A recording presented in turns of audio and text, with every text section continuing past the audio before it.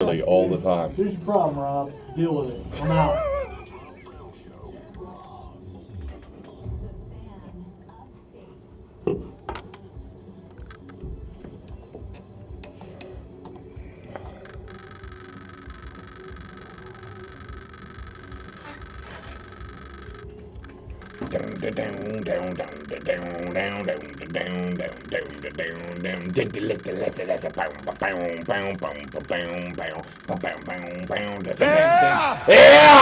Yeah! The Rob Brown Show is on your radio, ladies and gentlemen. Howdy, y'all. Welcome in. Happy Thursday? Already? It is Thursday. Oh, we just got here. I know, right?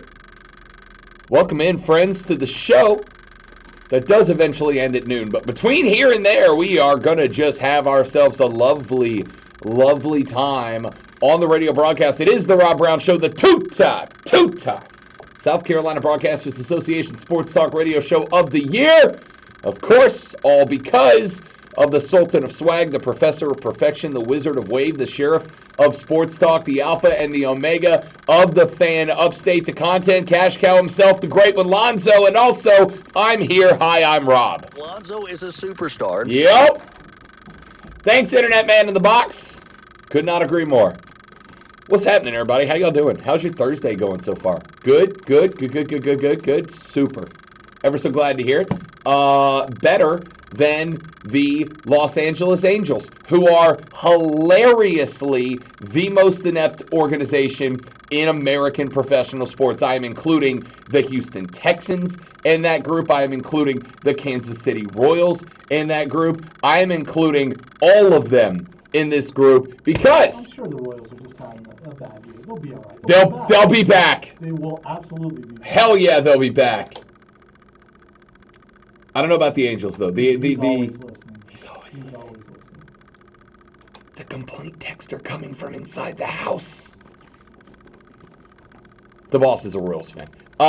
So the Angels bring Mike Trout back off the IR, where he has been for like 2 months now. They bring him back for a game yesterday, as they are in a doubleheader yesterday. Far enough outside the playoff spot, but like close enough to not give up. And remember, they decided not to trade Shohei Ohtani for what I honestly, genuinely believe would have been the biggest trade haul in the history of Major League Baseball. They decided, nope, we're going to keep him and we're going to go for it. After the deadline, they lost 7 straight. I believe in this month they have won like 2 games so far since the deadline. Things are going hilariously bad. They bring Mike Trout back yesterday after being on the IR for like 60 days. He plays 1 game and immediately goes back to the IR. And there's this cat, Lonzo, you may have heard about him, Shohei Ohtani. You heard this guy's name before? Yeah, I know what happened. Yeah, he a decent little baseball player. Phenomenal pitcher, by the way. Really good pitcher, except for yesterday he left the game. Correct. Because he left the game, I believe, 2 innings into his start with a torn UCL, meaning that Shohei Ohtani will not pitch another inning for the LA Angels of Anaheim this season. I know. I keep seeing it. Does that mean, is he still going to be able to hit? He can still hit. Yeah, he just can't throw anymore. That's just weird. Or he can't pitch anymore. That's weird that you can't pitch, but you can still hit. Different motions from the UC. I don't know. Let me rephrase that. Maybe you can brace it up so you can hit. I'm making an educated guess here. When I read it on the bottom line of whatever I was watching, they were specific that he was not going to pitch again. Pitch. Exactly. They didn't say anything about hitting. Exactly. So I'm making an assumption. The ulnar collateral ligament is a ligament that runs on the inner side of the elbow. It helps support the elbow.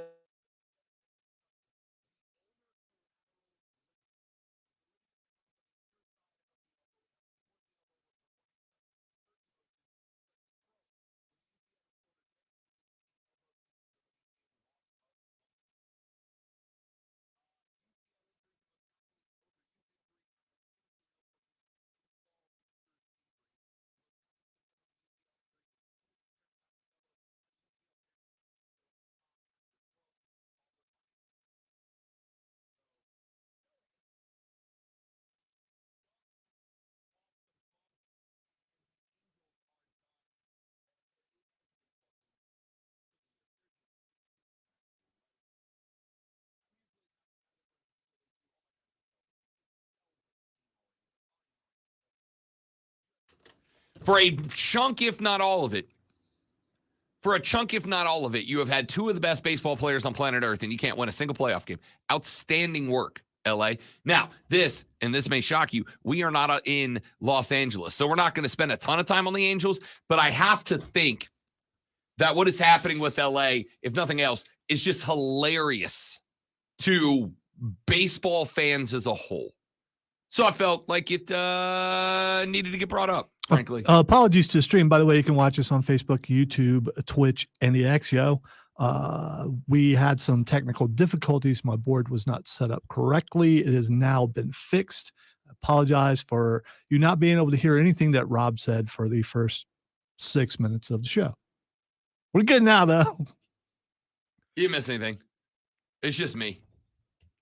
Hey, we learned a new word today. We did. Courtesy of Captain America, Chris Evans down the hall. We learned a new word today. That word is rasher. Yeah. You guys know what a rasher is? I'm not even telling you what it means yet. Do you know what a rasher is? Because he said that word, and Lonzo and I both picked our heads up like, what? Yeah, we could have let the sentence continue, but I had to stop it. And he does it on purpose. Mr. I memorized the dictionary as a child. He did, by the way. I'm not joking. So he does. I think he only does it to me. But you were in the room and he got you too. And it's there's a smugness of I know a word that you don't know, but it's kind of cool. He said, talking about the thing we were talking about, he's like, hey, there's a, this is the way to create the rasher. And I went, so do any of y'all know what a rasher is? I'm asking because it is rare that somebody drops a bomb like that on me and I go, I have no idea what I didn't think about it. You're the haughty intellectual. Yeah. You should know the word. When it goes over my head, it's a big one. I had no idea what a rasher is. And here's the thing. I'm just a man of the simple people. The subject covered. The subject about which a rasher defines is something I am very familiar. Yeah, I'm a big fan. That's why it's surprising. Yeah. You are almost or you believe, and you might actually be an expert on that topic and not knowing the word associated with it. That was surprising. Blew my mind. So, do you guys know what a rasher is? 71307. Start your text with fan. Don't just say yes. Send me a text. If you know what a rasher is, tell me what it is. So, like, is it like when you got a bell on your board, man, and you get like this long abrasion? Is that like a rasher?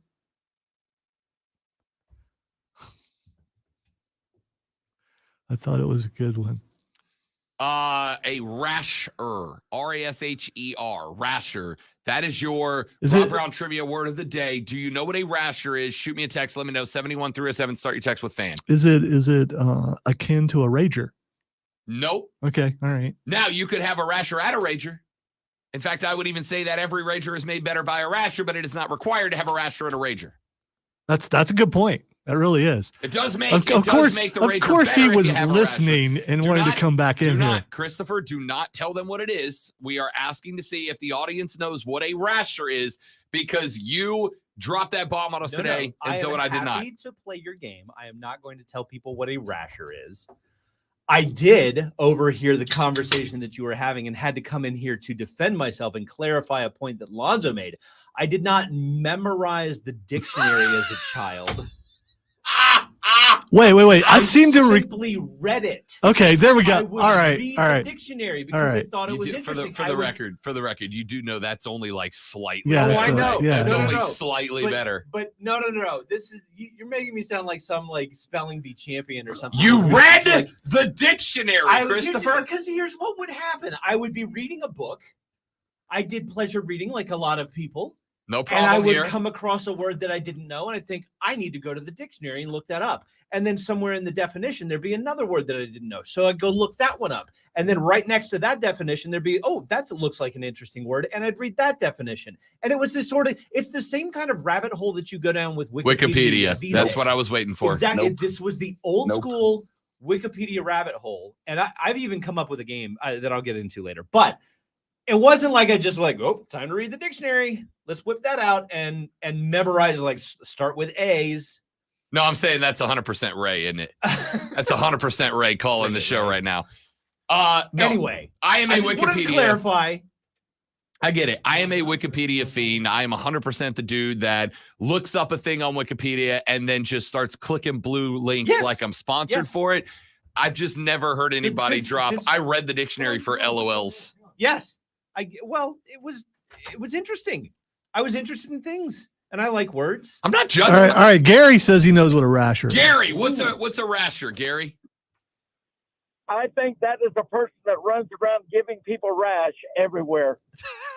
It could be. It could be. That's not it though. That was my first thought, and I apologize. It's all right. Some people pay for that too. Yeah, Gary, thanks for the call. That is not a rasher. I like that. I mean, I think penicillin is used to treat it. I'm not positive. I think they make creams for that. Yeah, now. they do. No, that is not a rasher. Joey B on the stream's on the right track. And he said in England they call thin bacon a rasher. You're on the right track. But here's the thing. It's the same. Chris dropped this word on me this morning, on us this morning. I sat Sometimes there, he forgets I'm here, but I sat there right. completely confused and then nonplussed even. And then I looked it up and it's like, no, that's a thing. That is a word that people use to describe a thing. That is in my house very frequently. Never heard it called. I'm guessing it's in all of our houses. Well, a good majority of. Was it Gary that just called? It was Gary. Said it was a thin slice of bacon? No. Joey B said that on our stream. Oh, okay. That you're right. That is close, and that is actually. I will even give Joey B more credit. That is one definition. That's not the one we're talking about. But it's very close to the one that we're talking about. James said the Wikipedia rabbit hole starts at NFL stats and ends up at serial killers and dictators every time. Every time. And here's the game that I've devised. You pick two. We're coming to sports in a minute, by the way, promise. Two unrelated articles, and you see how many links it takes to get from one to two. Yeah. I like that. That's good. Any path that you want. And it lets you be a huge dork in the process, which is good for everybody. There it is. Bye. There it is. Bye, Chris. Thanks for coming by, buddy. What's a rasher, ladies and gentlemen? 71307. Start your text with fan and let us know if you know. Because I don't know, man. Texture said, I had a rasher, but I used Desitin and it cleared right up. Ringing endorsement. Sounds like good stuff. There are other side effects. I don't know. Another texture, 71307. Texture says, my man is a weapon. Yeah, he is, because Leo Messi last night cleaned up a messy and tied a game against Cincinnati. That's what it sounded like.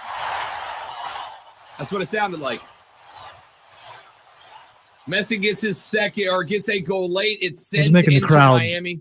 I heard it. Yeah, I liked that's what I was doing. I liked it. That's just excellent production work. Messi gets a goal. I have 96. won awards. I don't know if you knew that. Inter Miami goes to the PKs and they knock off Cincinnati in the U.S. Open Cup. So that's a. All right, Steven, you're kind of right. You're kind of right. A rasher is something you put Duke's mayo on. If you prefer that particular, mayonnaise is mayonnaise. But if you're one of those people and you prefer that, yeah, go ahead. All right. We got to get to actual sports. I'm going to tell you what's going on. You're not going to say, you're just going to let it go until someone answers. Yeah. All right. 100%. Right. Do you guys know what a rasher is? Rashad Beard is in spy training again today. He has to move to tomorrow. His Q has got a new wristwatch that comes with a tranquilizer gun attached to it. Oh, man, I hope it can't transmit over miles. We'll see. So Rashad will join us on tomorrow's edition of the Rob Brown Show, but we will talk Carolina Panthers in that segment. Miles Sanders says he is good to go. I read some interesting analysis and critiques on Bryce Young from some different quarterback gurus. We're going to bring those up and see how we feel about him. At 11 a.m., we are going to be joined by former U.S. men's national team legend and current manager of your Greenville Triumph, John Harkes. He will join us on the stream at 11 a.m. And then it's Thursday. And you know what that means. At 11:20, it's time for Fight Club with the great Lonzo. We'll be talking MMA, boxing, and professional wrestling coming up at 11:20. And there has been a lot to get caught up on there. We'll end it all with, of course, What the X? What man? the X? Come on. Is going on Twitter? at 11:45. So make sure you're here for that. We are going to be all over the place today. Here's how you get in touch with the show, 844-326-3663. Wait, we haven't been all over the place already? We're going to stay all over the place. 844-326-3663 to get on the phone line. 71307 is the carpros.com text line. 71307. Send your text. Start it with the word fan, F-A-N, fan, F-A-N, so that we can read them on the air. Send us and let us know if you know what a rasher is. We have got to come to a break. If you don't know what a rasher is, stay tuned. I'll tell you on the other side of the break. I will also tell you, reports came out yesterday that the ACC had at least a few presidents all meeting together to discuss the further possibility of adding Cal, Stanford, and SMU into the mix. Why would they go ahead and consider moving Cal, Stanford, and SMU into the ACC? You know the reason. You know what the reason is. All right, we break it down for you. We can't play music, so when you say, well, let's go to break, I'm just going to push a button because when I pushed the music button, it started playing something else. That's why, yeah, I didn't push the wrong button. I pushed the right button. It's not playing. All right, let's do a dry out.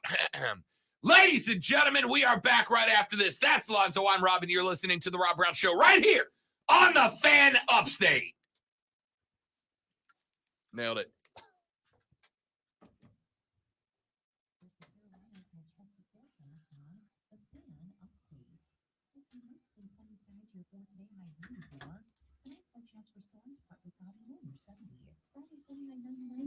Oh.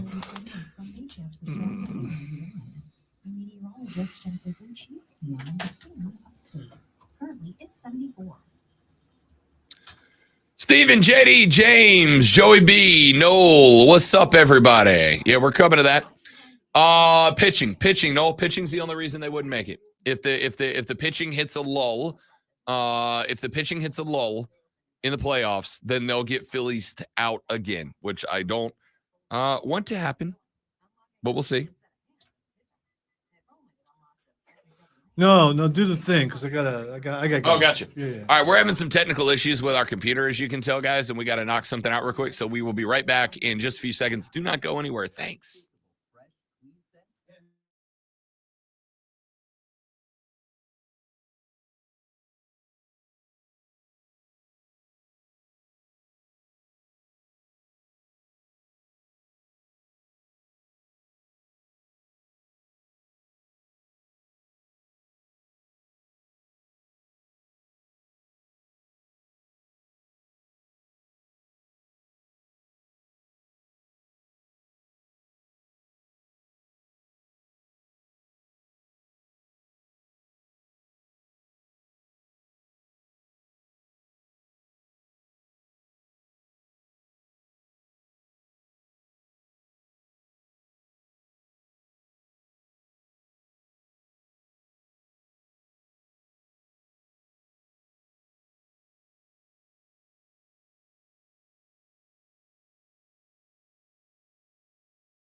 Is the nation's leader in this exciting medical breakthrough. Okay. And patients here are getting real lasting relief and are saying no to surgery. Joey B, Porque no los dios. Why not both?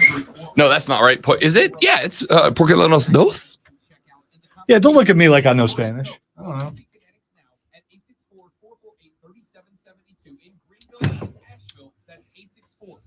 Yeah, Porque no los dos. Why not both? If he doesn't get over here and fix it, Nobody's coming back either. I will. No, here. Let me go ahead and get some music as backup. No, actually, I can put it in. All right. So when I went to fire, I had the music in 2. When I went to fire it fired the stack instead of firing what was in the channel. Okay. I haven't tried 3, but if I try it, I'm afraid it's going to jump to the next spot. No, I understand. Were you able to reload it and give it? I mean, clearly you're in the middle. It was just a liner, so I was good. Yeah. Let me look at the. I'll beatbox if we need to. Accepted. Okay. Very accepted. I'd expect the Charlie Morton over 6.5. I'd have taken that too. I didn't see it because I was at the Triumph game, so I didn't get anything locked in last night. But I'd have taken that. I'll take the over K route for anybody pitching against the Mets.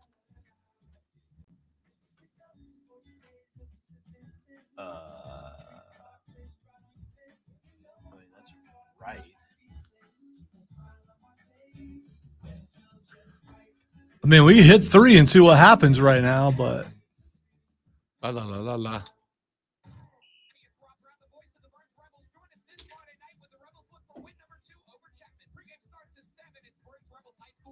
it was 2 that I hit, and it did that. So When you say hit, you mean I fired on from the board? from the board, yeah. And I wouldn't be an engineer if I didn't ask. You're sure you hit the right button? Yes. Okay. I looked and sure. yes. No, I get it. Because that would cause exactly Especially- what you're talking about. Especially but here's the thing. It only played one thing and I didn't have to stop it, and it jumped into channel 2, was playing in channel 2 even though something was in it. There was a bed in 2. Yeah, let's try it. Well, just wait. When the liner plays, I'll hit it, and if it works, fine. If not, it may jump to the next liner, and I'll just turn it off.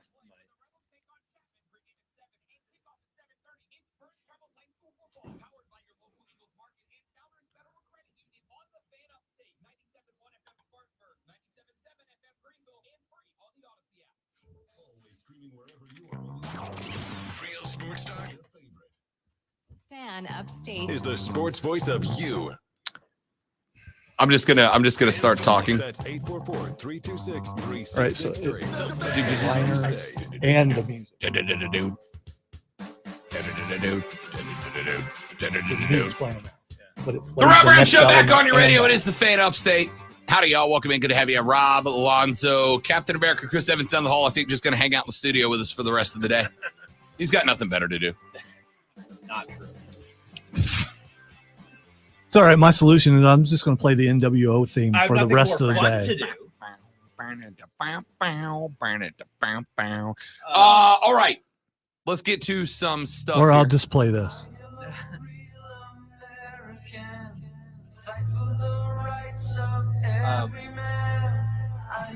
Next, I want to see.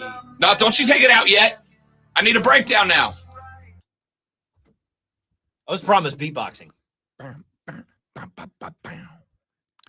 I got too much spit in my mouth now. I'm not going to do that. Yeah. When it comes crashing down and it hurts inside. All right, fine. It don't help to hide. You hurt my friends, then you hurt my pride. I gotta lend a hand. It don't. I am a real American. Fight for the rights of every man. I am a real American. Fight for what's right. Fight for what's right. All right, that's enough of that. Ladies and gentlemen, reports started dropping yesterday late afternoon that the Atlantic Next, I want to Coast see you, Conference start it from the was player. considering. Let me tell you something, Mean Gene. You got to do it. I agree.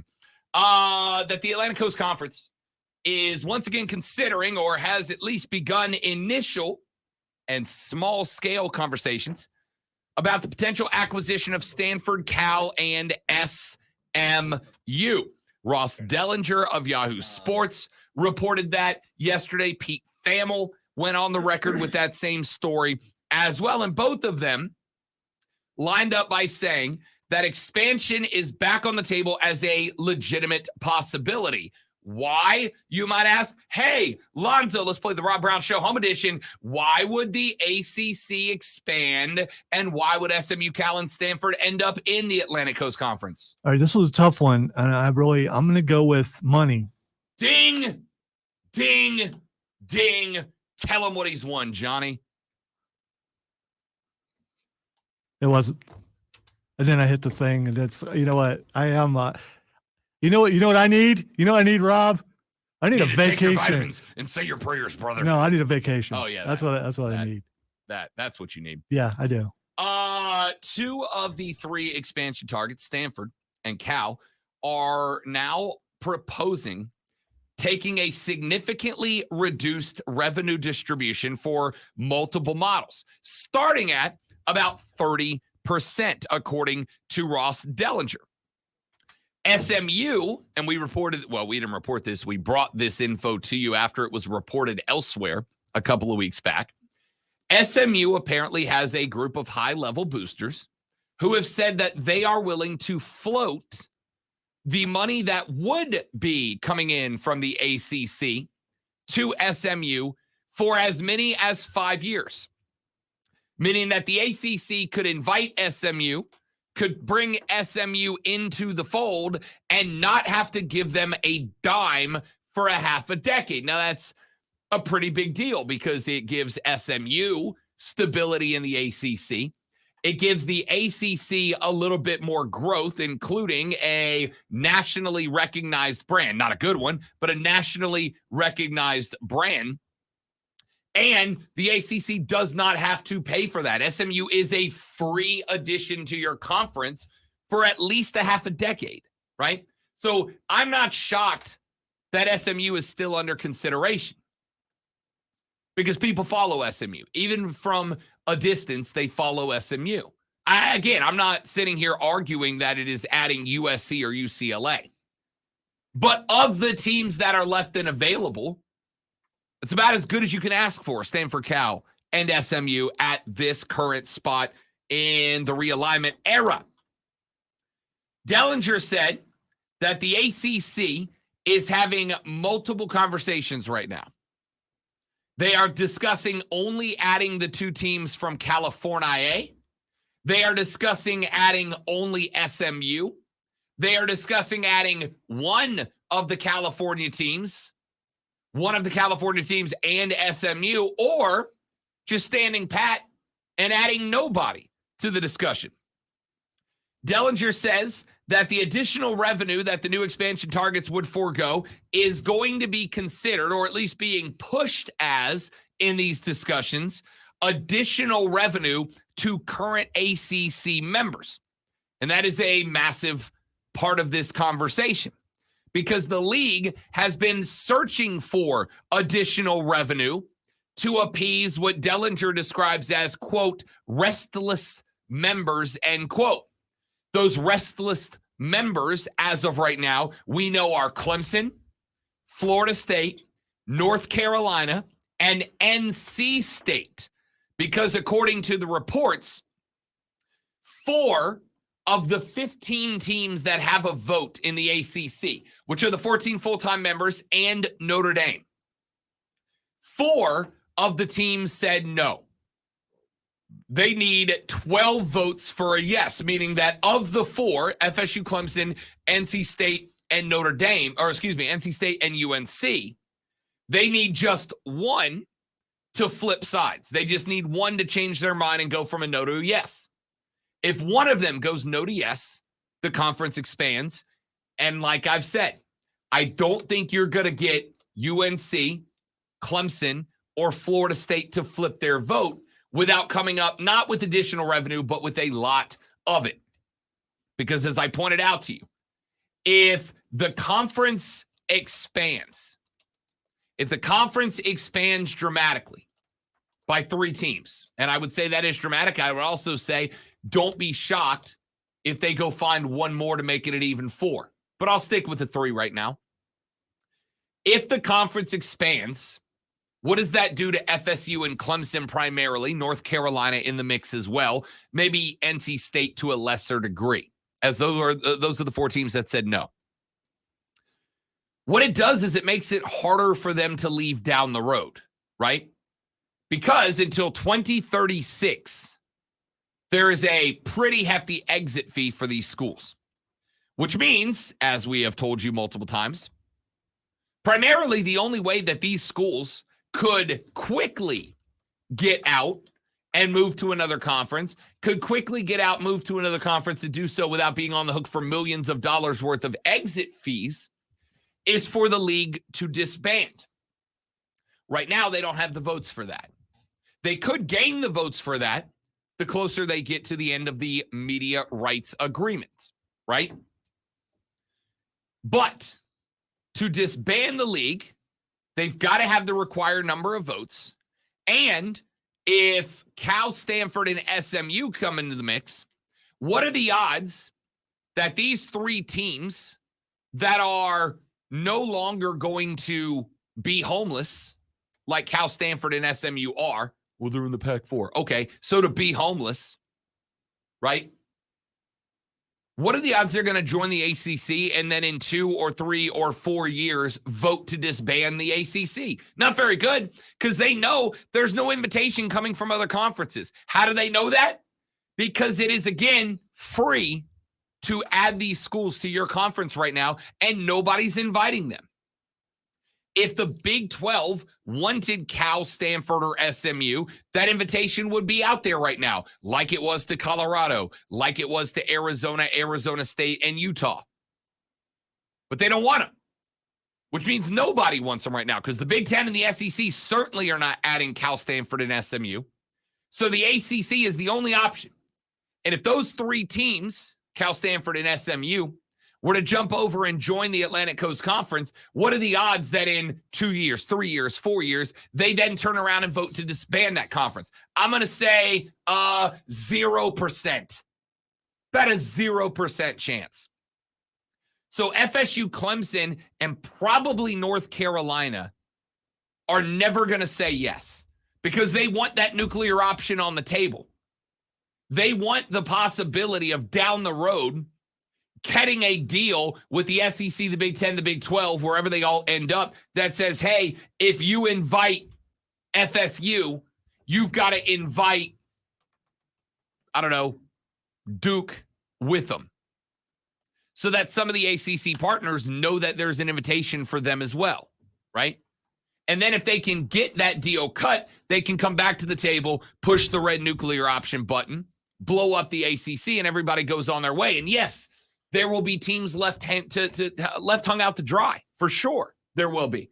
But nobody cares about that. Scratch that. Nobody within the power structure of college football cares about that, right? The Big 12 and the Big 10 did not give a good gosh darn that the Pac-12 is now hung out to dry, that the oldest and most successful conference in football history just doesn't exist anymore. They didn't care.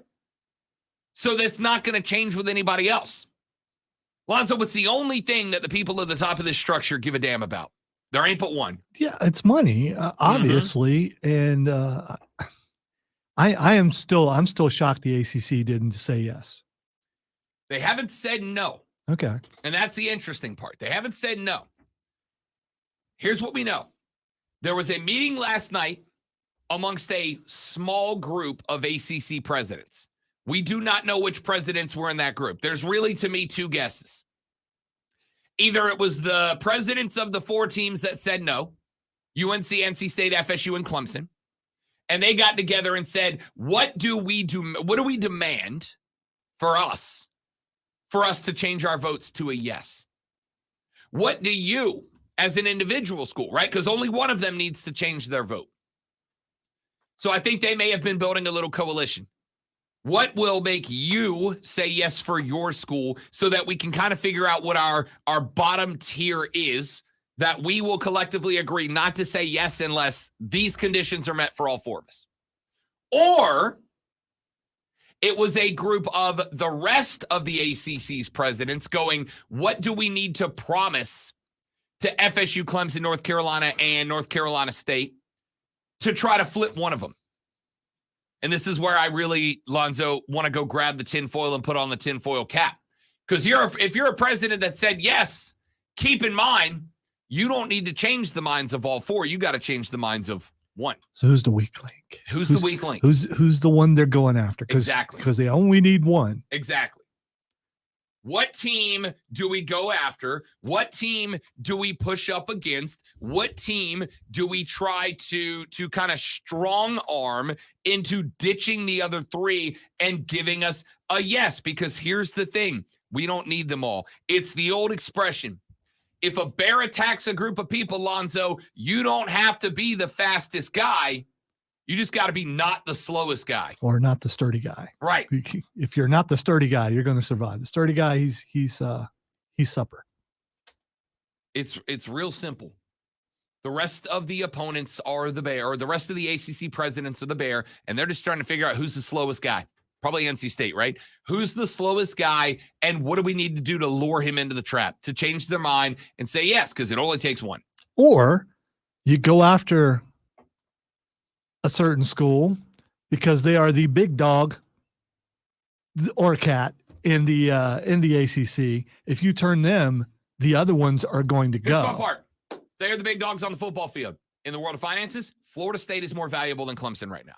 That's just a hard number. That's not a call in with your opinions. I'm telling you, financially speaking, Florida State is more valuable than Clemson. Gee, what he said about them Tigers, he said he was. I ain't never listened again. I'm going to go.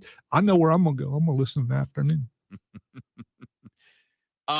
This is not just about let's get the best football program. Again, and I've tried to say this to you guys a number of times. You have to take out of your mind, we want the best football teams. No, you do not.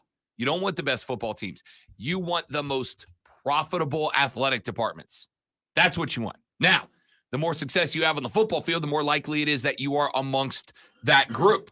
But it is not about getting the best teams in your conference. It's about getting the most financially lucrative teams in your conference. That's FSU and that's Clemson right now. Yeah, but if you're Clemson, why do you not want them in? Because as we've talked about before, and it is the truth, whether Clemson fans like it or not, outside of this area, no one's even they know Clemson won the championship a couple times. They have no idea who Clemson is. They could care less about Clemson.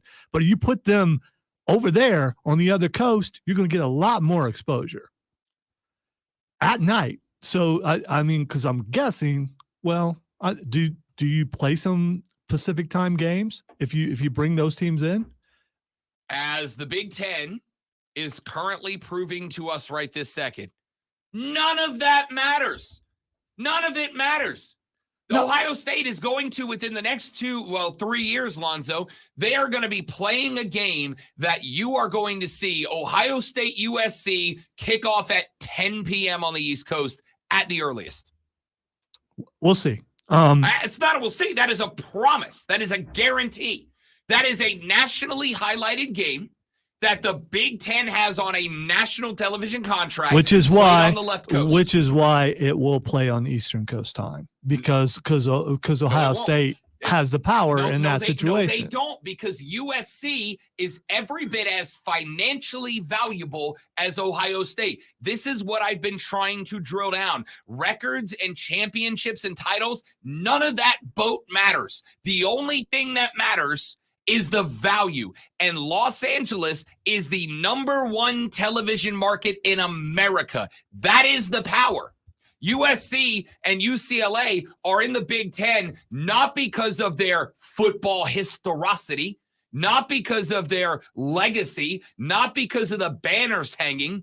USC and UCLA are in the Big Ten because they are the two crown jewels of the biggest television market in America and literally nothing else. So when Ohio State and Michigan State fly out to California in a couple of years to take on the Trojans, to take on UCLA, to take on the Bruins, those games are being played primetime left coast because Ohio's irrelevant. What's relevant is the LA market. All right. That's why they're there. All right. First of all, saying Ohio is irrelevant is so wrong. But the other thing is I don't believe it. I'll believe it when I see it. Okay. I'm okay. Let me rephrase that. I'm gonna use some Rob Brown doubt here and say until I see it, I don't think that's going to happen. I accept that. And I'm also going to tell you that this is not a prediction, it's a spoiler. All right? It just is. So, all of that being said, why would the ACC consider adding these three teams again? Reconsider adding these three teams. Because Cal and Stanford have said, we will take a 30% reduction for X amount of years in the money that the ACC owes for us to play under their banner. That 30% from those two schools is going to total up somewhere in the network of $50 to $70 million. You've got to offset for every school. You've got to offset the travel cost for all of those teams to get to California. For all, when I say teams, I'm talking basketball, lacrosse, cross country, soccer, yada, yada, yada.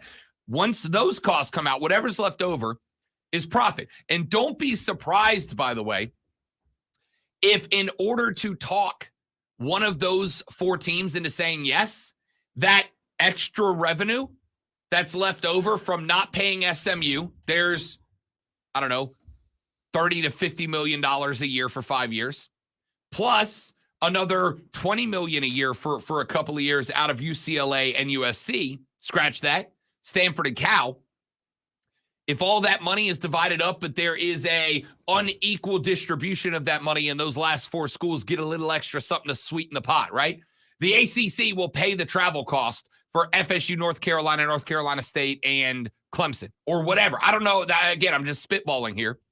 But don't be shocked if that is what they do in order to get that one more vote to get these three schools in. So there's one more element to this, and then we'll run to a break. The ACC's television contract with ESPN includes a clause that requires the network to increase the value of that deal by 1 share for every new member, which works out to about $24 million. So you add 3 more members. And you are going to up the cost. You're going to up the pay by $72 million a year annually from ESPN to the ACC. Plus, with the addition, Cal's share of that, only 70% goes to them. Stanford's share of that 72 mil, plus what they would be getting paid on the current deal, only goes to them.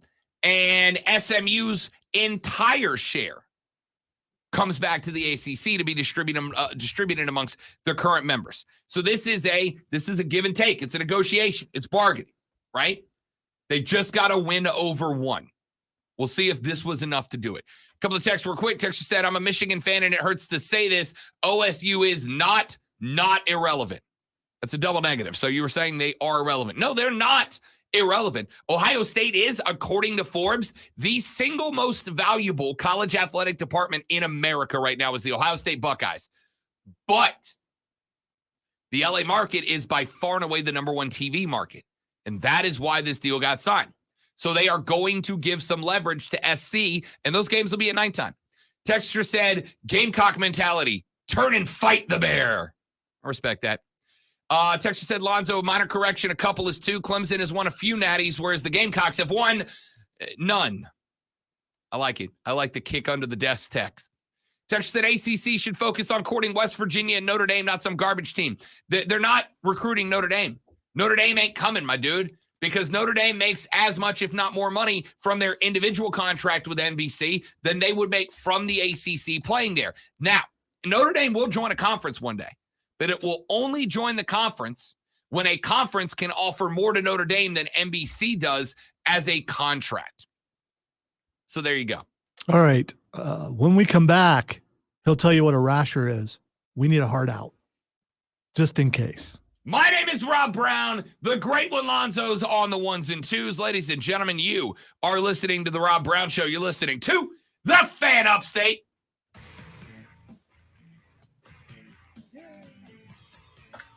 All right, so it just played that, but would it do that in 2? We'll find out when we come back. I mean, I'm cool with just. So why would that Drop some music into 2.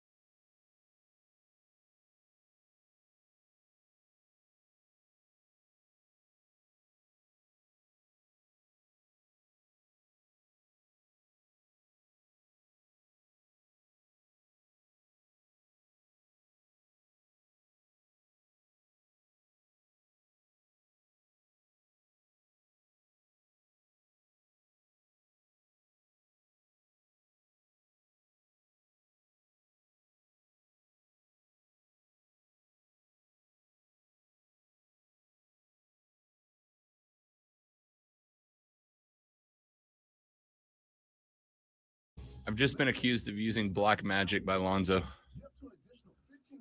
Can't prove it. It's so funny how people hate Ohio. That's one of the features of black magic. Well, yeah, Kind of the exactly. point. Yeah, I mean it's dark, it's underneath. It's Surreptitious. not announcing, hey, look at this.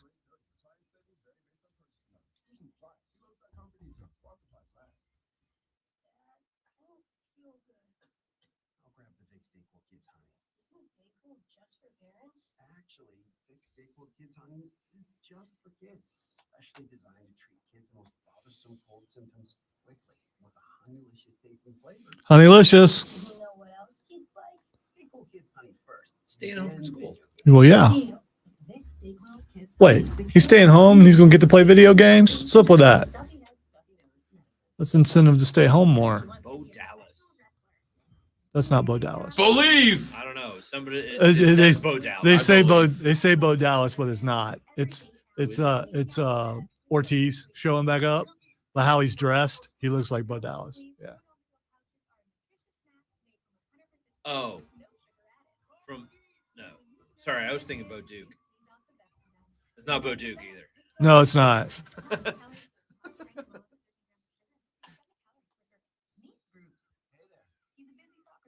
I got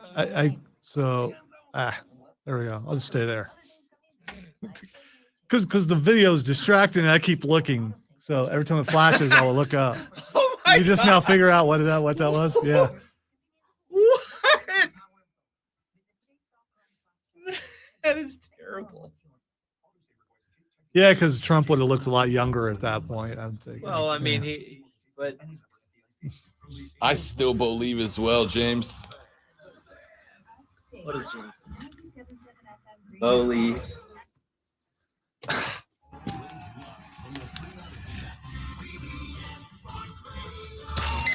Get in the game on the Rob Brown Still did it. Show. The Fan. Upstate. All right, I'll just say one more thing. Then I'm going to tell you what a rasher is. Then we're going to go to a break.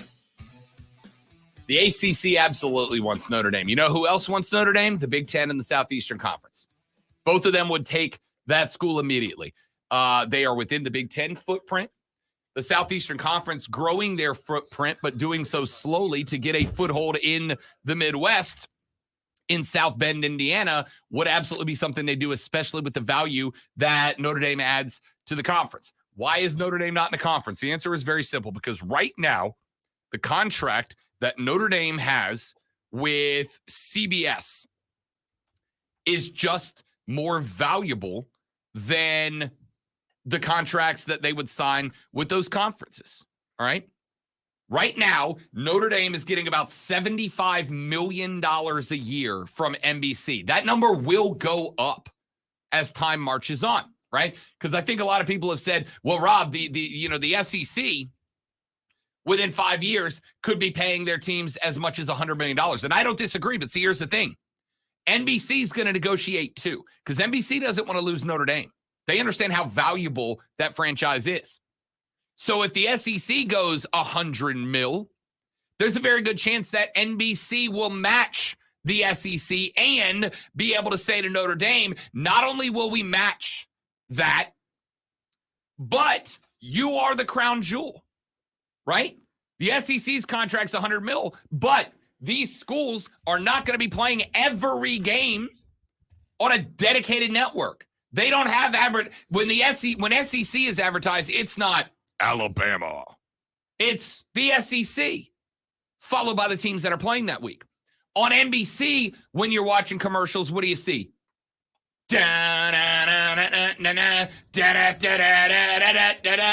You just get Notre Dame.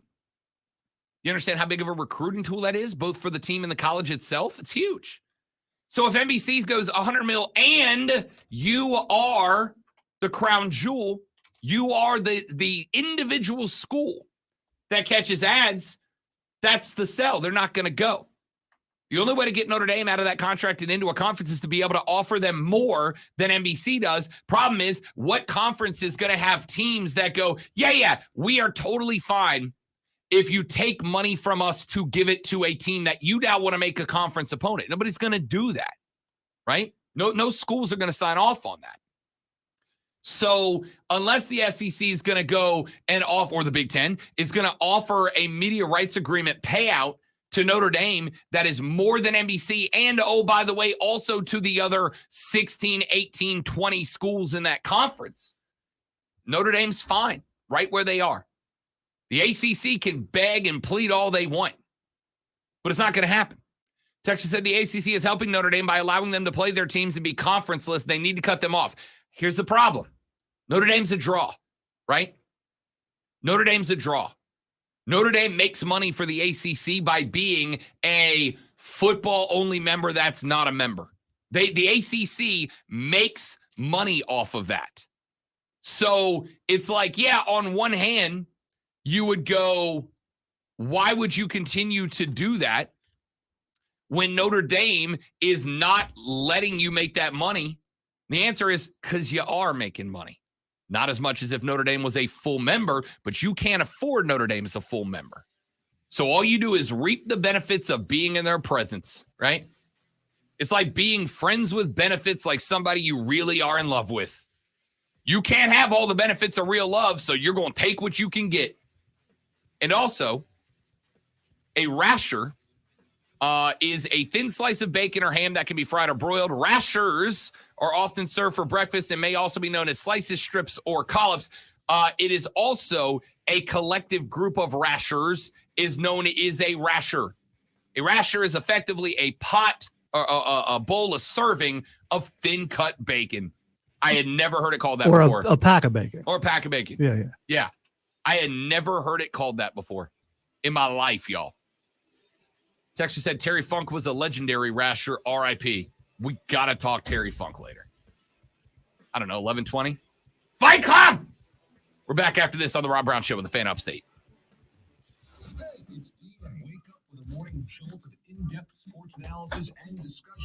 All right, so he has no idea why it's doing it. Cool. But I can, as I just did, fire it from using the cursor instead of the auto starts on the board.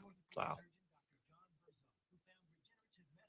He doesn't believe it's because of what, but it's got to be, man. Unless everything is deciding to stop working all at the same time, which I guess feasibly could be. That was authoritative, Christopher. He used his his foot. I have a brainwave. You have a brainwave? Just the one? Yes. Pull up wide orbit on this computer. All right, where was it? It's the little gears icon. It doesn't. It's not obvious. Yes, that. I can't see. Oh, there it is. There you go. All right, which one? Close it. Menu. This? You could do that, but just go to menu, exit application. Yes. Okay. Now I want to see how the console starts working. Yeah, but I won't do it right now. No. Okay. I mean, all right. in just a minute. Okay. All right. Because not only did that. Oh, that's timing. Not only did that not work, it grabbed. Ow! It grabbed the thing from. No, wouldn't it actually worked the way I thought it would, but still. Although Rob nearly ruined it by turning his mic on at the exact moment when I was trying to listen, which is why I had to. I think because we had both clients open, it was receiving the signal twice. Okay. So it's like double tapping. Yeah. It was. It was. Yeah.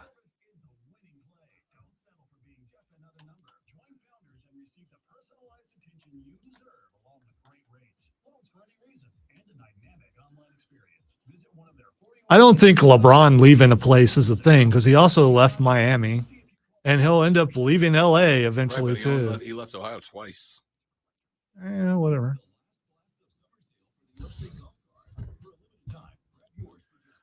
Ohio is cold and gray in the winter. You know what isn't? South Carolina.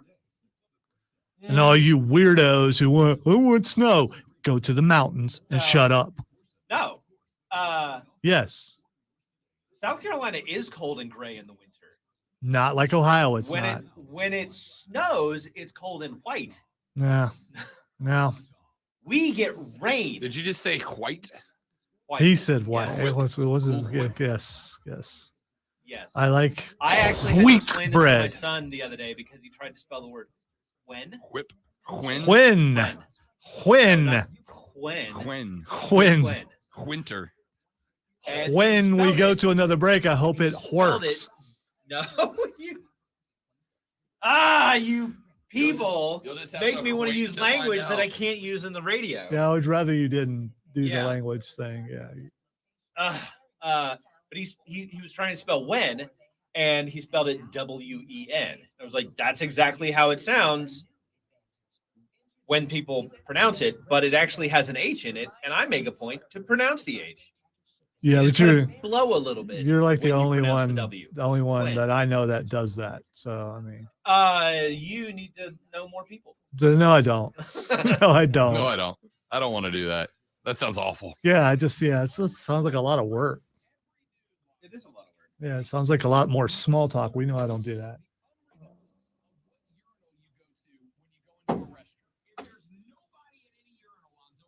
I think about this segment every single time I walk into a bathroom now. You're welcome.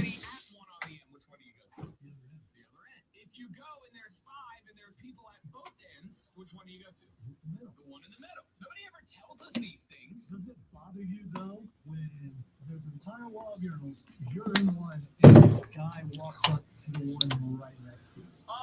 It's just a little bit like, dude, you got all that. Why, what you up to? I'll put it this way. I'm secure enough in my masculinity that I don't care, but there's that lizard brain part of me in the back that's like, that's not the rules, man. Great show, new time. We It's a have good segment. We have fun here. It's a good cut. We have fun here. I'm an award-winning producer, Chris. I know you're an award-winning producer. I have worked with you. Yes, you have. You were very good at your job, frankly. Not today. I'm not. Well, Definitely not yesterday. Everybody has on days and off days. I had to explain to Actually, Lexington one time. Actually, my board work was, I've been great yesterday. I've been running Tara's show for 6 years and haven't had a perfect show yet. Can always be better. I've had perfect shows. So I've had very good shows. yeah, I mean, when I say perfect, ran everything on the board perfect, no glitches, no nothing like that. On air, I'm always going to say something stupid. Gable's in the first break. All right. What? Click that button.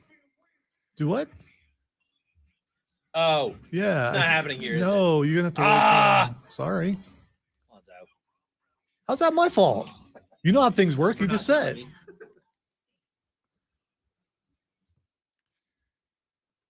Our número dos is underway now. Welcome back, y'all. The Rob Brown Show's on your radio. This is the Fan Upstate. Howdy.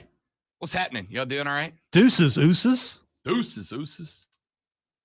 I suspect that topic might make its way onto Fight Club in about an hour and 20 minutes.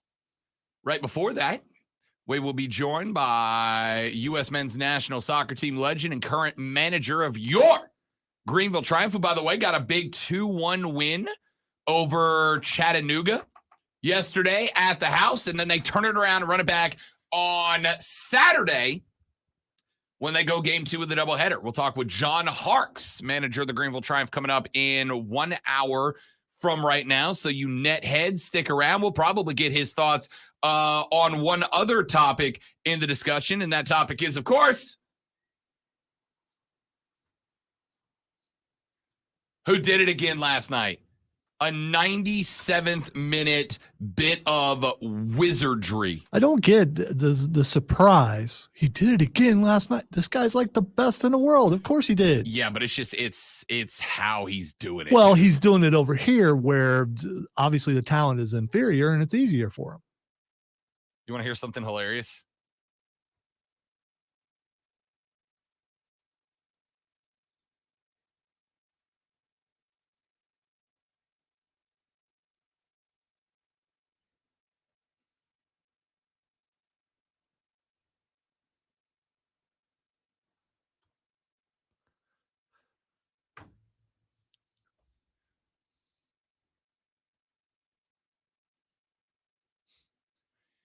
He doesn't pull passes or rabbits out of his hat, he pulls kangaroos to stick his flaming spear into his opponents. That was the call that man made on national television last night. I was having a little trouble getting past how he says pass, because it did not sound like pass.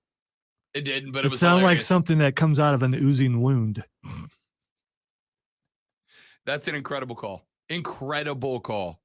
That's more proof you could just throw out anything in the middle of a call and just, yeah. He doesn't pull rabbits out of his hat. He pulls kangaroos like flaming spears to stick into his opponents. I think the It's the question greatest is, call of all time. can you top that this Friday when the Burns Rebels play Chapman? On the road in Inman, South Carolina, taking on Chapman. The Rebels go for win number 2. By the way, did get a chance yesterday to sit down with head coach of the Burns Rebels, Reggie Shaw. That pregame interview will be heard tomorrow at 7 when we go pregame for Burns at Chapman.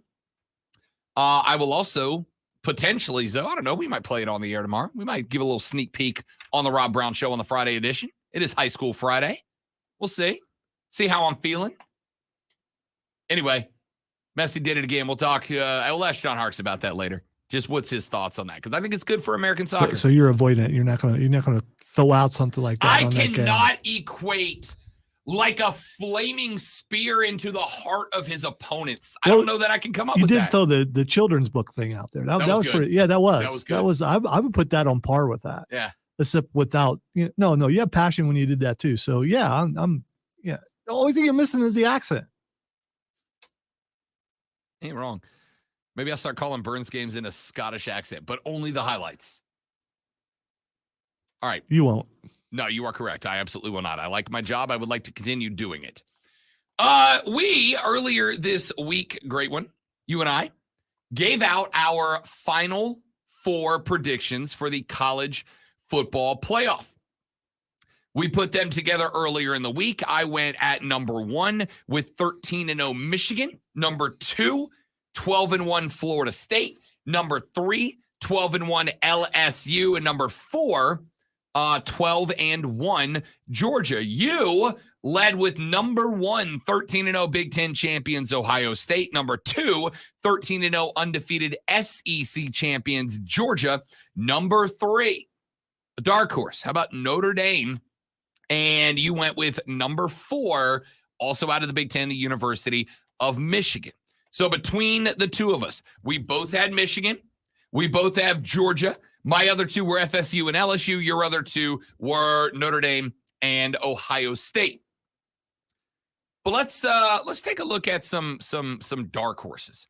Let's talk about some teams that we think could potentially spoil the party. Now, these aren't necessarily teams that I think are national championship contenders. These aren't necessarily teams that I think will be in the dance when it's all said and done. But these are teams that could theoretically spoil, Zoe, the seasons of your 4 playoff contenders and mine. Okay? Let us start with somebody that could spoil mine.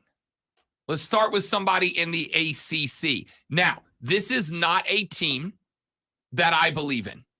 This is not a team that I think has the caliber to compete for the conference. This is not a team that I have any fear of for any of my playoff contenders, including one who plays them about halfway through the season, and that is the University of Miami.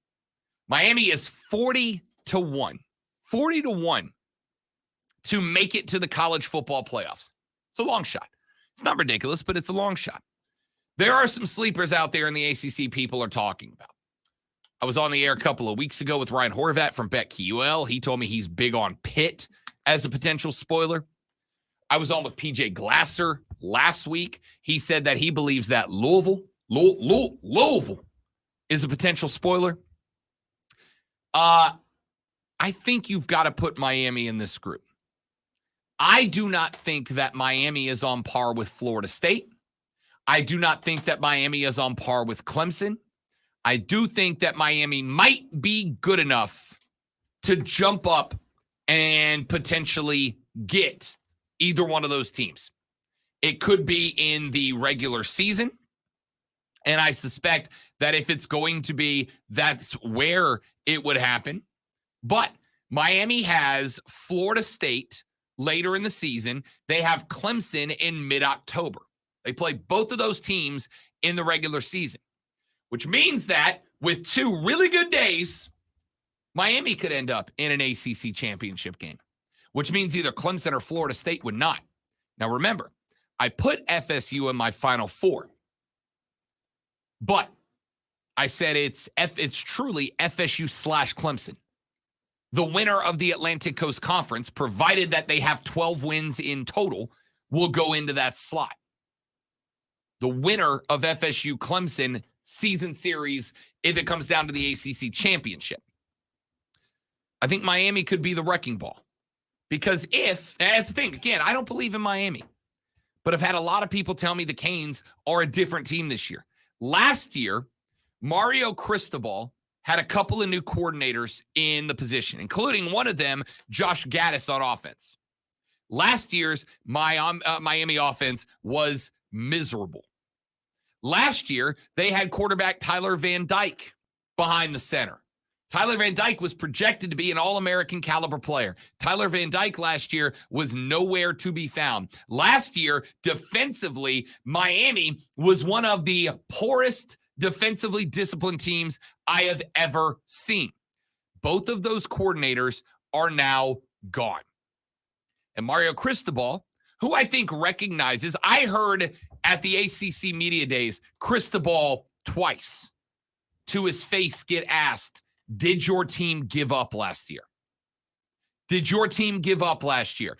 And, he gave some answers that were along the lines of, well, we got disappointed, and I think it got in our heads a little. Yes, they did, Mario. We have televisions. We saw it. They did. But Cristobal, interestingly enough, did put a lot of time into trying to build the roster this year through recruiting, through the portal. He keeps Tyler Van Dyke, who had a great 2021 year, just a miserable 2022. A lot of it blamed on the coordinator. But now they bring in Shannon Dawson as the coordinator. Shannon Dawson is an air raid offensive coordinator. He wants to go 4 and 5 wide, open the offense up, and Van Dyke is kind of that guy. Then you go look at what Miami did across the offensive line. Lonzo, you and I interviewed Matt Lee, or listened to the interview with Matt Lee. Matt Lee was the starting center. He transferred over from UCF, where he was a full-time starter. He will be the same there. Big video game dork, big food guy. Like the guy. They bring in Javion Cohen. He's a transfer from the University of Alabama. If there's one position at Alabama that has never been in question under Nick Saban, it's the offensive line. And they went and got one of Saban's fellows to come on over. Now, why am I not high on Miami? 2 things. Number 1, attitude. This team always is incredibly emotional. It's the Miami way. So I don't think that there's a point where Miami's going to really plant the flag and go, we're here. I think once something goes wrong for Miami, then they kind of fold. And I'm worried about that. The second thing that I'm worried about for the Hurricanes is the fact that the running back room is decent at best, and there's really no star power at wide receiver. Now, that's not to say they won't have a couple of guys break out. They've got some young guys in that wide receiver room. But I don't see anybody that I circle and go, watch out for this guy as a breakout star. They have got Texas A&M on the road in week number 3. They got North Carolina at home coming off the bye in week 6. They've got Duke at home, which is good. They've got Florida State at home, which is good. They do have to come to Clemson and then back home for Pitt to end the year. Miami, if they are as good as a lot of the media at ACC Media Days were trying to sell me on them being, could get one of the two, Clemson or Florida State. That FSU game's a rivalry game. Those two teams do not like each other, not even a little. I have seen over the years guys who played high school ball together in Florida throwing fists at each other because of the schools they signed on to play football for. That's a rivalry game. And on top of that, Miami, knowing that the path to a playoff is not a great one, But you know what they can do? They get a couple of wins over FSU and Clemson. They could put themselves in the picture for an ACC title. How big would that be for Mario Cristobal after what happened last year? I would keep an eye out for them. Here's another one. How about Kansas State? You will notice, Zoe, that between you and I and our 2 Final Four projections, neither one of us has a Big 12 team in the mix. Neither one of us picked Texas or Oklahoma or anybody else. And I'm going to tell you why I didn't pick Texas or Oklahoma. Kansas State. Kansas State is the reason. Kansas State can win one, if not both of those games. Now, Texas and Oklahoma are the 2 betting favorites to win the conference. Texas is in a bet that if any of you take, I need you to seek counseling. Texas is plus 325 to make the college football playoff. To make the playoff, they're plus 325. I don't understand that at all. Oklahoma is plus 600. They're 6-1 to make the playoff. I don't understand what about Oklahoma everybody's all on board for a bounce back with. I don't get it. Do you remember who won the Big 12 last year? No. Kansas State won the Big 12 last year. Kansas State won the Big 12 last year. Now, they did lose some big-name players. Deuce Vaughn is now in the NFL. Anaduke Azoma is now in the NFL. He was their pass rush specialist last year, but they've got Will Howard back at quarterback. Howard led them to a Big 12 title last year. Florida State has Trey Benson in the backfield, which meant there wasn't going to be a lot of room. They had another running back last year, some of you might remember, named Trayshawn Ward. Trayshawn Ward is now with Kansas State. Trayshawn Ward would start on about 75% of the Power 5 teams. He just was behind Trey Benson, who is electric. Trayshawn Ward is a game changer.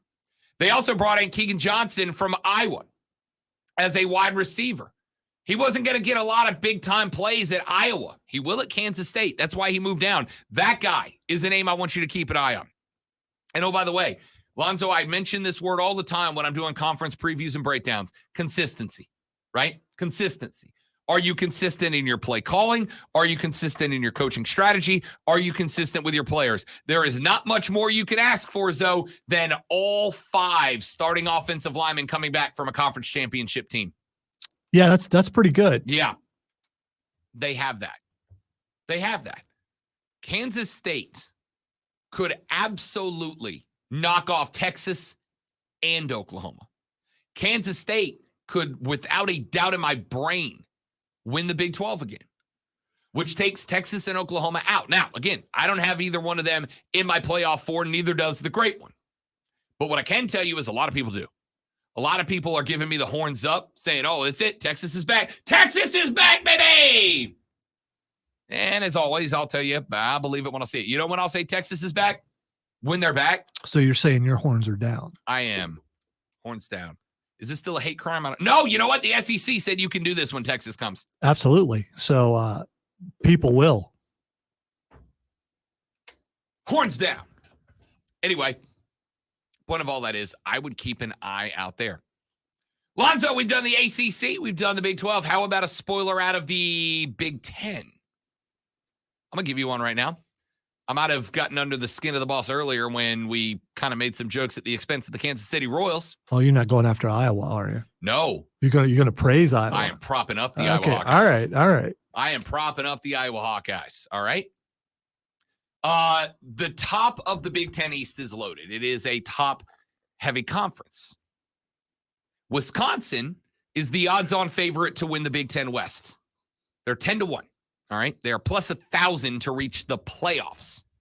Now, why is that? Well, because the schedule sets up well for as difficult as it very well might be. But they have one game to take off the best of the East. Michigan or Ohio State, likely to move on.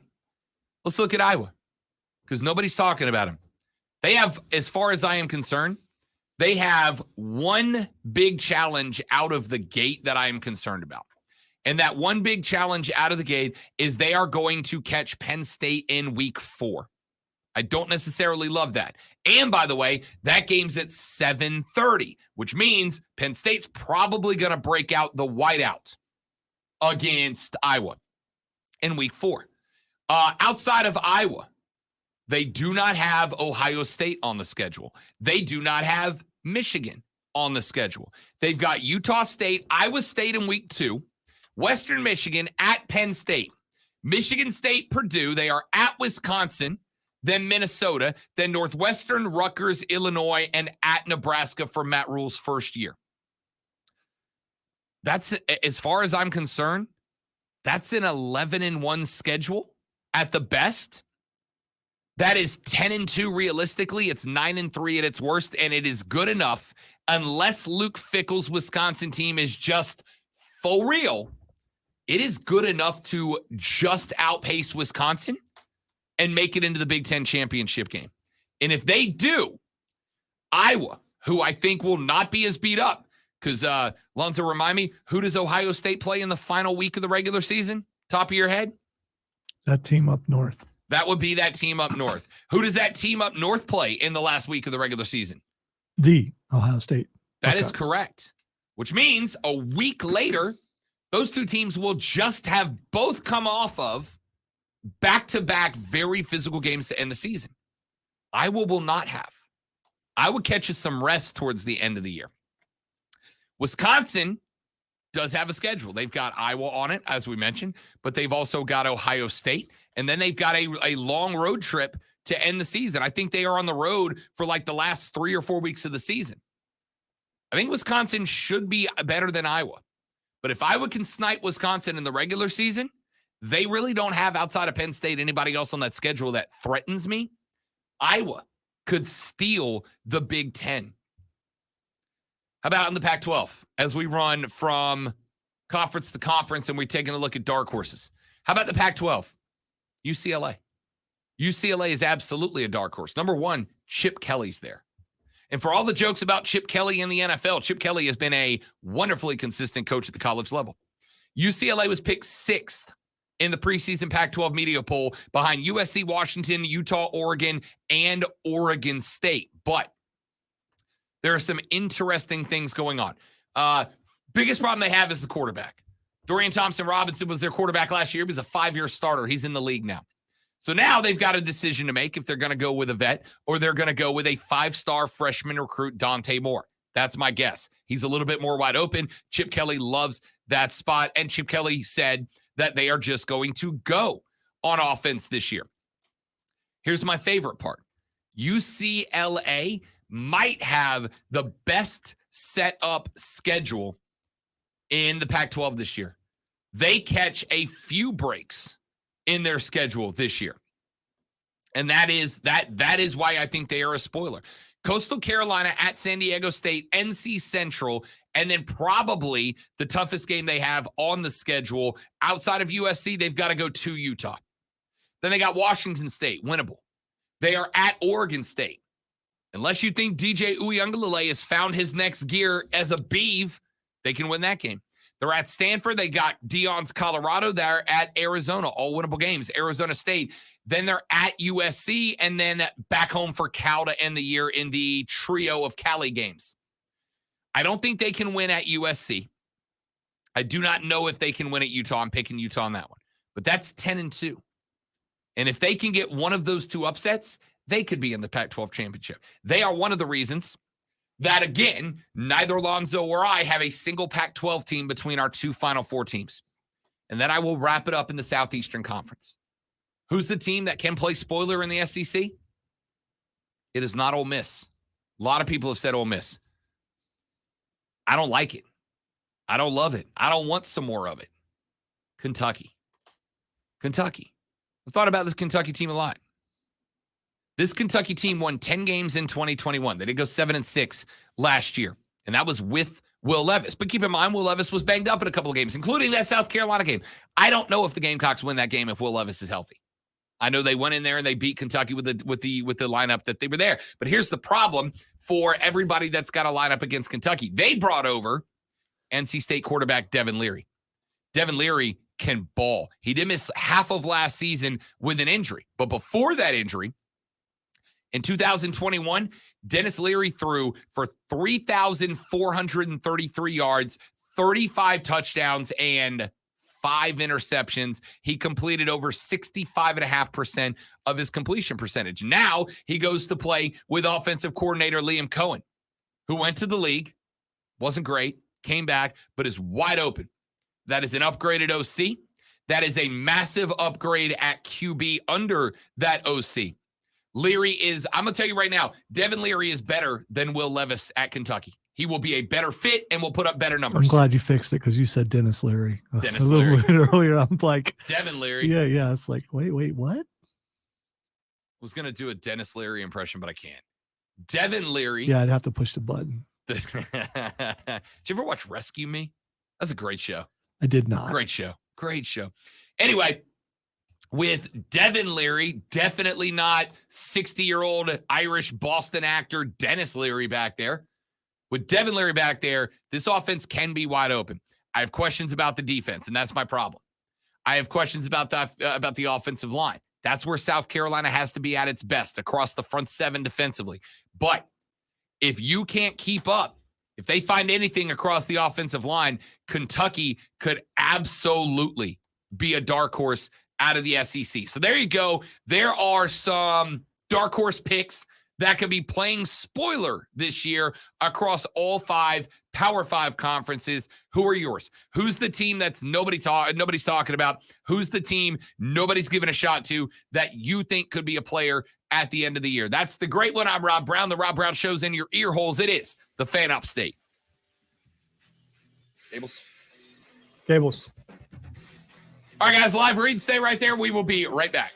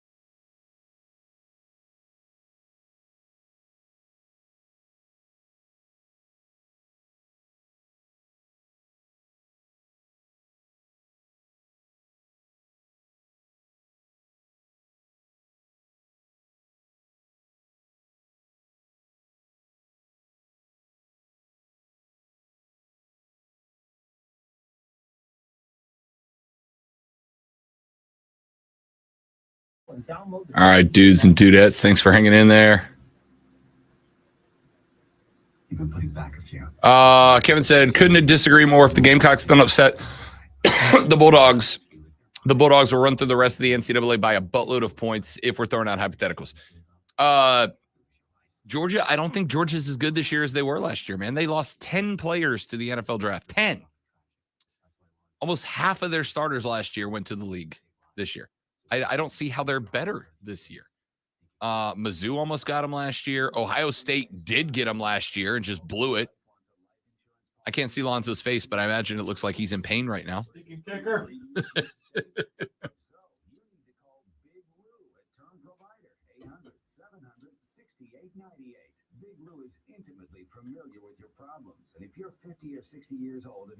I mean, I've got him in the playoffs. So does Lonzo. I think that's about as much as I'm going to give him right now.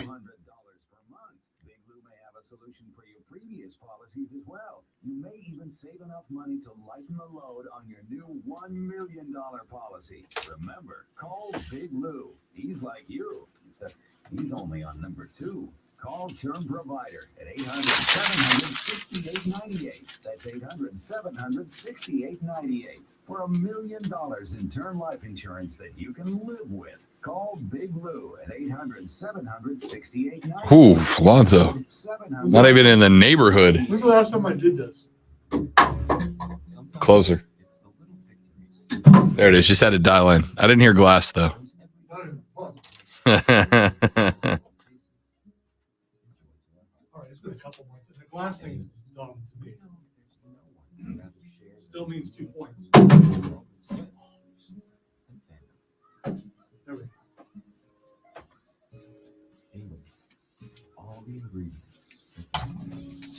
I get it if you're in the neighborhood. We ain't in the neighborhood, though. It's the big time, man. I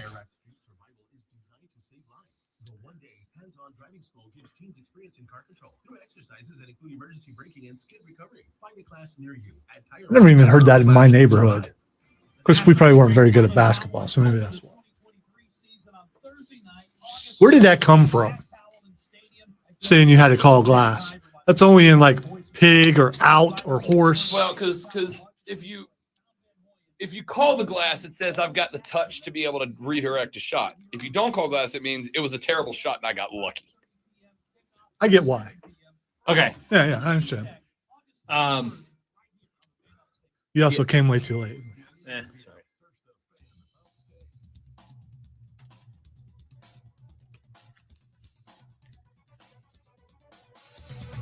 The Rob Brown Show continues. It is the Fan Upstate. Coming up here in about 28 minutes, we'll be joined by John Harkes. He is the manager of the Greenville Triumph, USMNT legend. We'll talk some footy with Harkesy. We'll ask him his thoughts on Lionel Messi and how good that is for American soccer, if it is.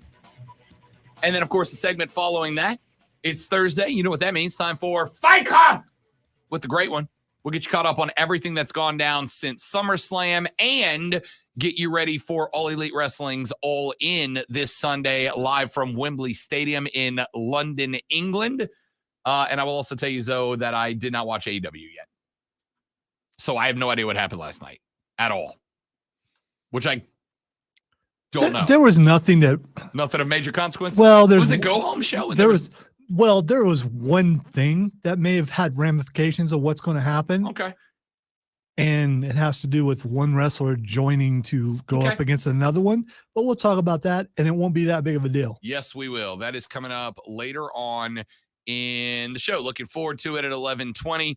All right. A few other things that I wanted to get into on the radio broadcast this morning. If you'd like to be a part of it, 844-326-3663 is the number. Let's talk Carolina Panthers. Actually, you know what? Let me read this text. We got a couple of texts and tweets from you guys during that last segment. I'll run through those real quick. Texter said, Rob, everything you said about Jimbo Fisher applies more to Mac Brown than anyone else. Talk about riding a championship team with a mediocre career record. I'm going to tell you this. First and foremost, Mac Brown has the best shoe game in the game. All right? So whatever else you want to think about, Mac Brown has got the best game when it comes to kicks of any coach. That man is dripped every time he goes anywhere. And he's always matched up. Mac Brown's been in the game 34 years. He has a head coaching record of 268, 139, and 1. He has a 658 win percentage during his time at major schools. He has played 25 bowl games. He is 14-11 with a 56 win percentage during his career. Look, I think Mac Brown is fine, right? I think Mac Brown is fine. I think he's probably the best North Carolina was able to do. I will say this. I truly, genuinely believe that Mac Brown has elevated North Carolina, right? Folks are talking right now about North Carolina as a light dark horse to win the ACC this year. Now, I don't think Carolina's in Florida State's realm. I don't think they're in Clemson's realm, for the record. But I think with Drake May, it's absolutely fair to call them a dark horse. Mac Brown won a national championship in 2005, 2 Big 12 championships, and 6 Big 12 South Division championships. Also won the ACC last year. Team's good, man. Team's good. Mac Brown's good. Do I think that Mac Brown is amongst the Sabans and the Dabos of the world? No, not at all.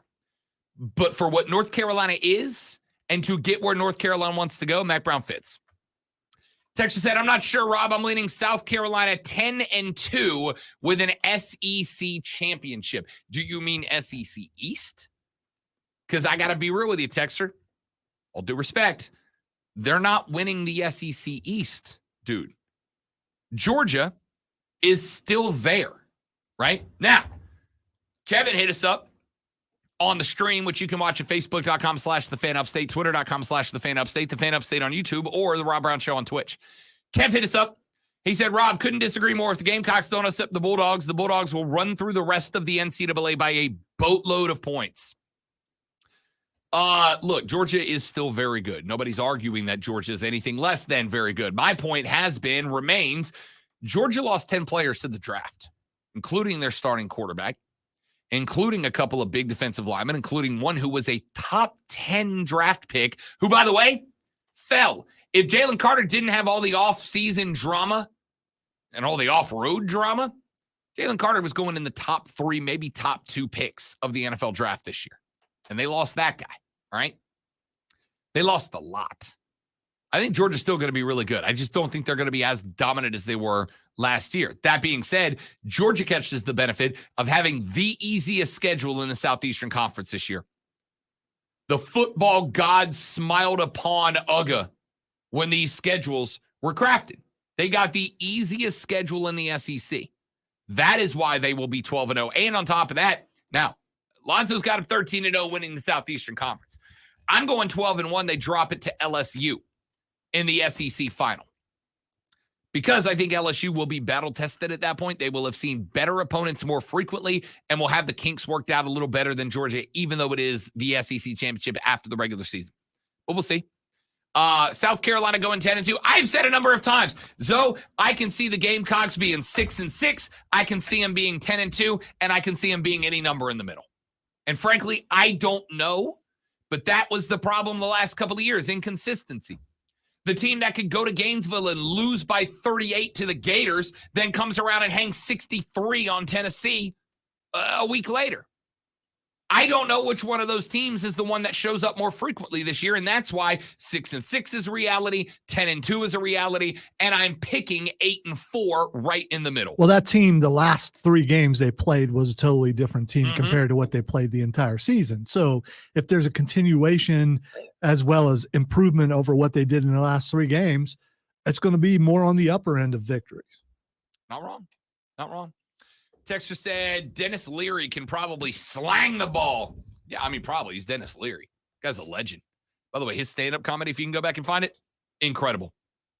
Which was the reason why I said if you talk like him, I'd have to, yes. Oh, NSFW as it gets, but hilarious. He would make some seasoned sailors uncomfortable. 100%. All right, some other stuff we got to get to. Miles Sanders did say earlier this week that he will be 100% ready to go for week 1 when Carolina opens the season and divisional play on the road at the Atlanta Falcons in the Mercedes-Benz Dome in the ATL in, what is it, 2.5 weeks from now?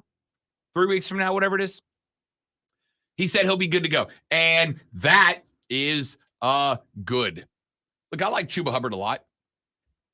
But Chuba does not have the versatility that Miles Sanders has. He doesn't have the utility that Miles Sanders has. And at this point, anything that you can do to create a world in which Ike Ekwonu isn't getting bull rushed and beat by defensive ends is good. Even if Miles Sanders, Zoe, on every play, just runs over there. Just go over there, right? I may throw it to you. I may not. I may hand it to you. I may not. Just go over there and force that defensive end. Most defensive end play. I'm not an NFL defensive coordinator, but I've been around a minute. Most defensive end play, there's one of two things a defensive end is doing. Number one, it's a bull rush to the quarterback. That's an empty set reality.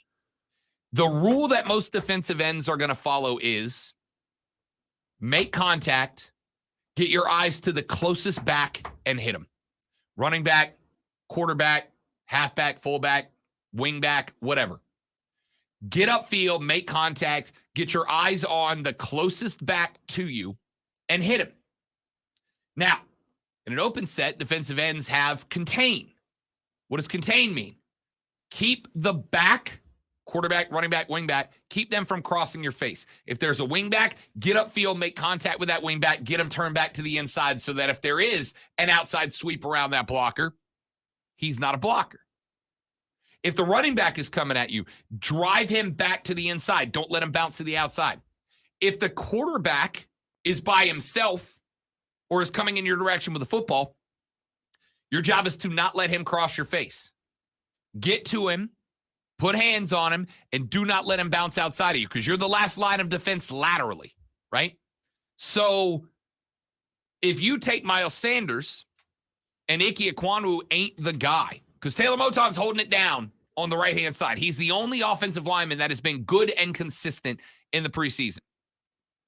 If Ike can't get it together, which would be a massive disappointment, sophomore slumps are real, you really can't have your left tackle have one, right? So if Ike can't get it together, the best thing I think Frank Reich can do, if Miles Sanders is available, is just utilize him as a defensive end containment on the left-hand side, on the Ike side. Whether or not you give him the ball, whether you tell him bounce it outside, cut it back up inside, go out for a screen pass, whatever, run him off of Bryce's left side so that right side defensive ends have to engage with Ekwonu and then stay engaged to make sure that Miles Sanders doesn't bounce the play out wide of them. I think you're going to see Miles used a lot to go left, and it is going to be to cover up the, thus far, inadequacy of Ike Ekwonu.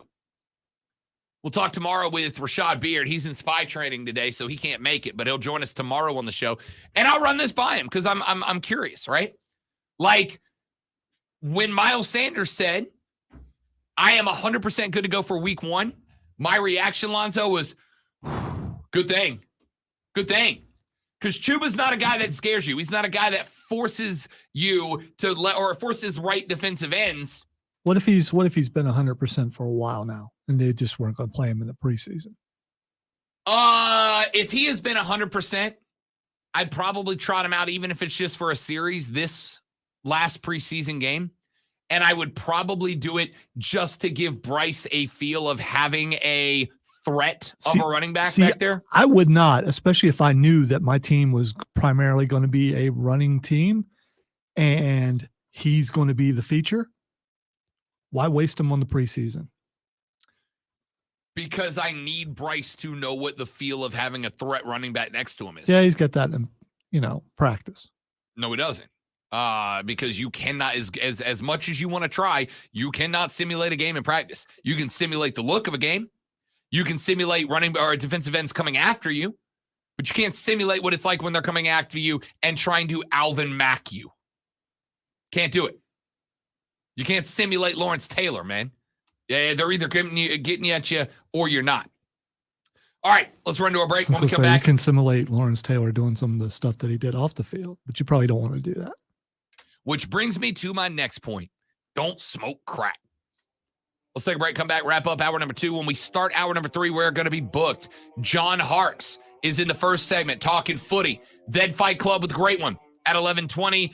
What the X is going on Twitter to wrap up the show. So if you want to get in, if you've got a thought, if you've got a take, if you've got an opinion, you got to get it in now. 844-326-3663.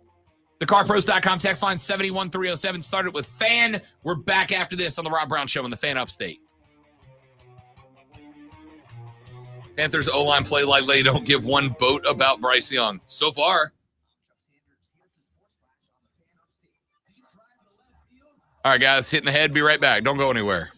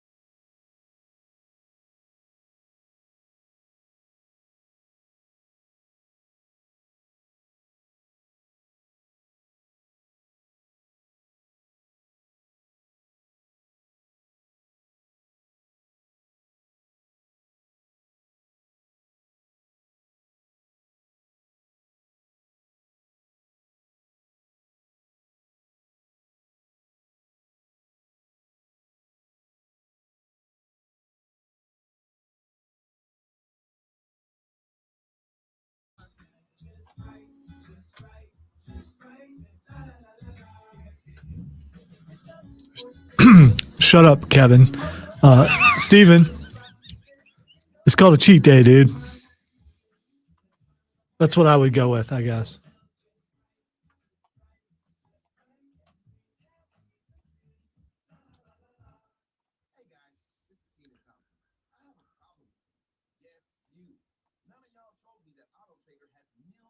new and used cars that I can shop from home.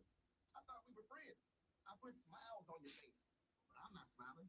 Yeah, the thing is, if you use a cheat day on the first day, that means you don't get one for the rest of the week. So, I mean, or you postpone the beginning of the diet for another day. I wouldn't take that as a sign that you shouldn't be doing it, though. We all should be trying to get healthier. Doesn't mean we are. We should be, though.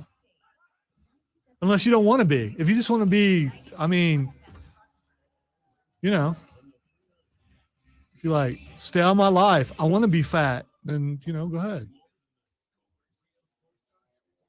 I've had those moments.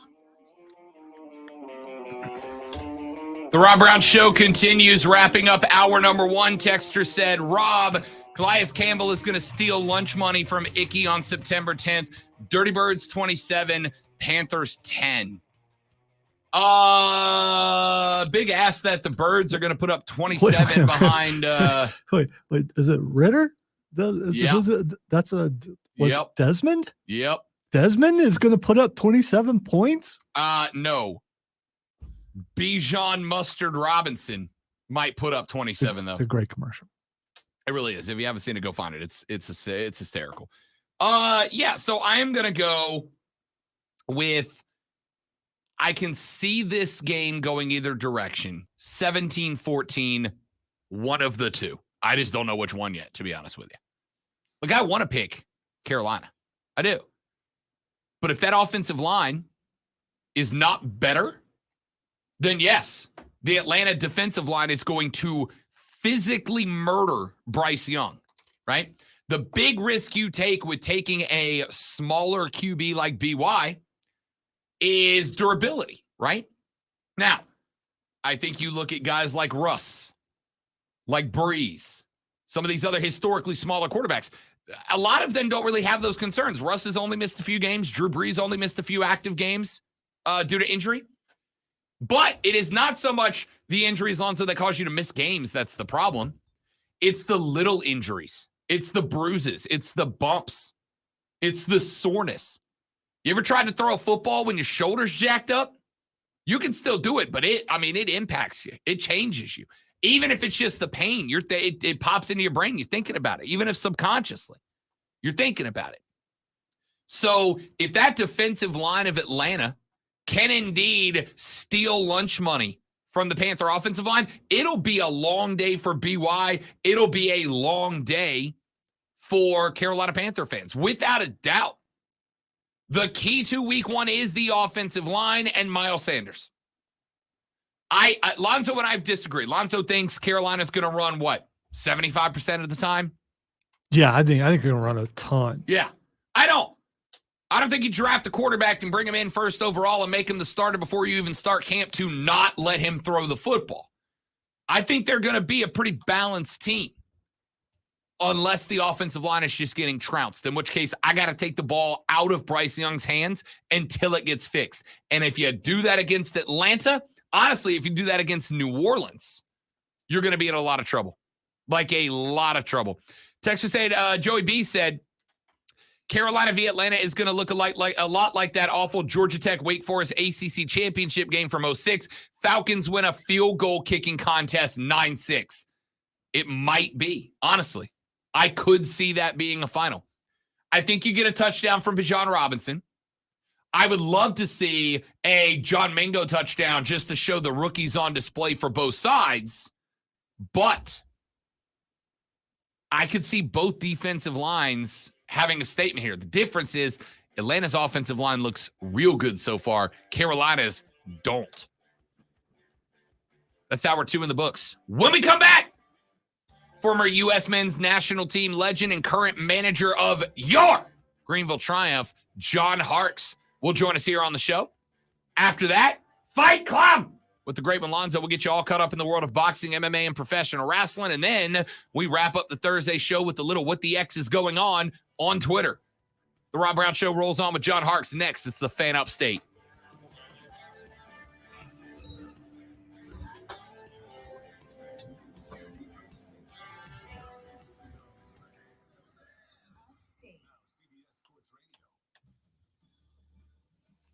I had a sudden thought of just growing a really long beard and just dressing as a wizard for the rest of my career.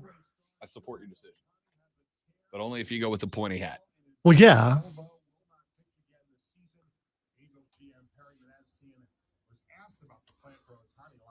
As far as plans and details, I don't have those yet. I know he's going to have been in contact with his representation. Obviously, he hit the second game. He's played with this in 18, so but with that being said, we'll take it day by day and see where it goes. Tommy John surgery could be an option for Ohtani, who is going to be a free agent and was expected to get a contract in excess of $500 million. NFL preseason, Steelers and Falcons tonight in Atlanta, 7:30 Eastern Time. All right, guys, we are going to pop off for a minute while we get Harkes in here and set up. We'll come back in 4 minutes and rock and roll. Don't go anywhere. Stick around.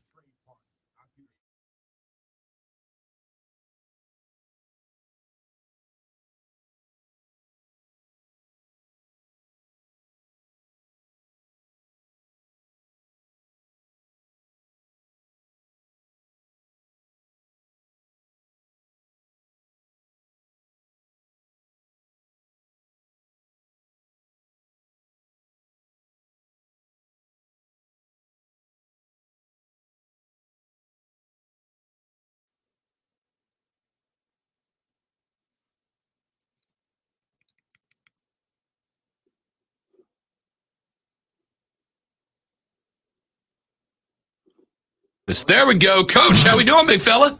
Doing well, Rob. How are you doing, buddy? Good, man. Real good. Appreciate you coming by, boss. Yeah, thanks for Good having win me last out, night. man. Congratulations. Like to feel that one. Yeah, thank you. Yeah, it was a good win. People were talking in the street that you were getting big time, and might not invite me back this year. So it's good to be on. People out there telling lies in public. I like it. I like it. You doing all right? I'm good, man. Real good. I'll tell you is Wednesday games make Thursday mornings tough, but if that's the struggle I got to go through, I'll go through it. You know what I mean? Why? What's up? Nothing. Lonzo makes me wake up early for work. That's all. Yeah. I like it. Yeah, I give him a stern talking to. He doesn't like that. Yeah, exactly. There's worse things in the world, Rob. I think dramatically. I'm aware, Coach. I'm aware. Yeah, painfully. Yeah, absolutely. We got about 3 minutes till we come back, and we'll jump right in. Perfect. Excellent.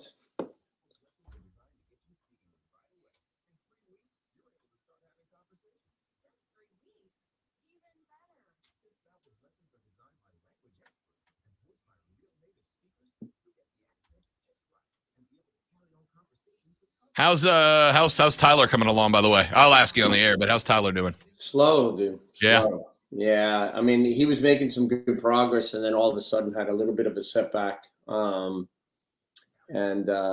we're just, monitoring that and making sure that we don't want to lose him for the rest of the season kind of thing with this hamstring. So I don't know. It's a lot going on. Yeah. I saw him. I saw him last night. Didn't get to catch up with him, unfortunately, but yeah, look, and we miss him. We need him on the field for sure. Hold on 2 seconds. Yeah, take your time, Coach.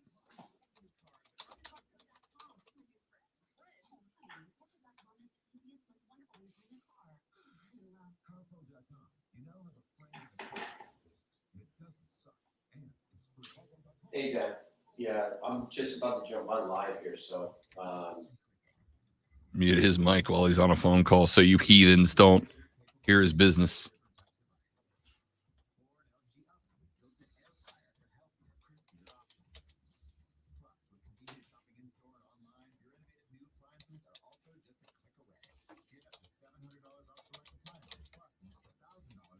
He's back. Excellent. 1 minute till showtime. Sounds good. What's your schedule like today? Today's relatively easy. We got the show till noon. Got to get ready for Burns play-by-play tomorrow.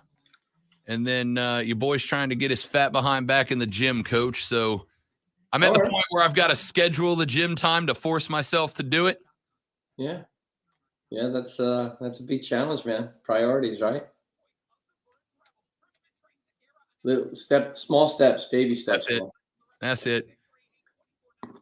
I'm gonna come out and run around with the boys one day. By the way, have you seen that Wake Forest Demon Deacons football training center?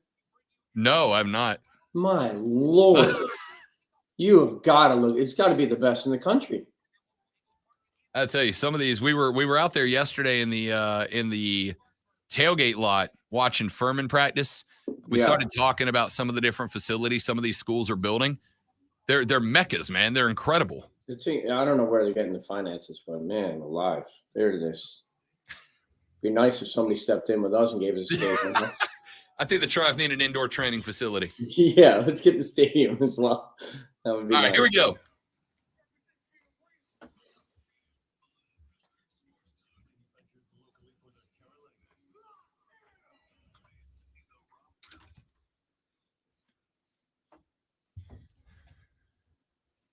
The third, the final, the best, the money hour of the Rob Brown Show starts right now. Welcome back, ladies and gentlemen. This is the fan upstate over there, the sheriff of sports talk himself, the great Malonzo. I am Rob Brown. And joining us now on the stream, which you can watch at facebook.com/thefanupstate, twitter.com/thefanupstate by searching and subscribing to the Fan Upstate on YouTube or the Rob Brown Show on Twitch. He is a former member of the United States men's national team. He is the current manager of your Greenville Triumph. He is John Harkes joining us on the show. What's up, Coach? Hey, what's going on, Rob? Good to be back on with you, man. Yeah, man. I'm excited. I'm excited to be part of this group. I love it. I love it. John Harkes here on the Rob Brown Show and the Fan Upstate. First and foremost, Coach, good win last night for the fellas in a midweek game. Yeah, very good win. Look, I mean, coming from northern Colorado, long trip, altitude, 3 games in 8 days. You know, we've got to prepare and make sure that we rotate and manage these guys, and the physicality of the game last night. That was a very high-spirited team. You know, Chattanooga right now have gone through a lot of adversity, and our guys stepped up and they competed really well. Actually, a lot of us were joking around because one of our set plays actually worked, you know, that we've been working on the training field for a long period of time. And, you know, for our second goal, which was brilliant. But happy to get the 3 points. Midweek games are always tough. You know, you're looking to rotate certain players here and there, Rob, and making sure that our job as a coach is to protect the player, but put the best players on the field to work as a team and get that chemistry. So you're always looking at that balance. So, yeah, great point on the road at Colorado on the weekend. You know, coming back home to get the 3 points last night was huge, and now we prepare for Omaha on Saturday. I wanted to ask you how you handle that as a manager, because it's not just the 3 games in 8 days, but it's the change in environment from game to game. You go from, 4,800 feet above sea level in Colorado. And I don't care what anybody says, if you've never tried to compete athletically in that high altitude, it takes a lot out of you. Yeah. You got a quick turnaround to come back where it was, I don't care what anybody says, hot as hell last night. I was sweating in regular gear. And then you turn around and you got a Saturday match. So what kind of challenges does that present to you as a manager for not just 3 and 8, but a weird 3 and 8 environmentally? Yeah, it's a huge question, and it's a great question because there is so much to manage, and there's so many things to consider. You know, number one is fatigue. You know, we talk about fatigue and players that always tell you, "I'm good to go, coach. I'm good to go, coach. You know, I want to play." And the old cliche, "Give me another 90, I'm fine." But our job is to protect them and to make sure that they're in the right place, frame of mind, headspace, but also physically. And a lot of these guys are putting it in there. You know, look, we had 2 guys that picked up some major injuries on the weekend that still competed last night. And that was Evan Lee and Jamie Smith. And Jamie broke his nose in Colorado with an elbow. Evan Lee, you know, gashed his lip here and it was bleeding, and one of his teeth were almost falling out. So they both competed last night again. So tough guys. They have that physicality, they have the resilience, which is huge, Rob. And you know as well as I do, we need that, you know, from game to game. But you know, we're looking at the teamwork, you know, we're looking at their habits, and we pick up on some guys last night. You could see there was fatigue with some of those guys, and, you know, you got to make these changes. So I'm rotating players and making big decisions at halftime, you know, getting subs in there and We have it's nice to have the depth where you could throw a player on the field and they're going to compete. They understand their positional responsibilities and how they relate to the whole team. So from that perspective, the depth is great. The only guy missing right now is Tyler Pollock. So we got to get Tyler back fit. As you know, he's a captain. He's a leader. He's a good guy in the dressing room. He drives, what this club is all about. And he's the only one right now that's missing. Everybody else we're trying to manage along. And, even a guy like Lucas Coutinho, who's 5'9", the strength and the resilience to hold off a 6'4" center back and then have the finesse to put that ball in the upper 90 was just absolutely brilliant. So, I mean, we're looking at all these players, how much they're exhausted, guys coming back from injuries like Leo being sick, and then Devin Boyce was on the field last night.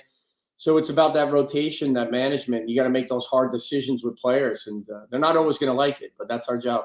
John Harkes, head coach of your Greenville Triumph here on the Rob Brown Show and the Fan Upset. I've always been kind of curious about that, Coach, because you've got a healthy combination at this level, at the USL League One level, of guys who are very earlier in their career and they're kind of building up and working up. You've got obviously some guys that are later in the career and they just want to keep playing a little bit.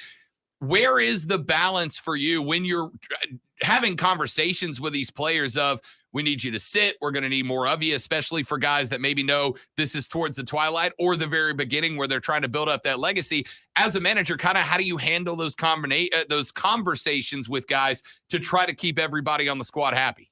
Well, I mean, early on when you're establishing your culture within a club and you're building it from the ground up back in 2019, that's hard because you got to work every single day at establishing your culture. You got to make sure that the expectations, what it means, how things are done here when you walk through that door.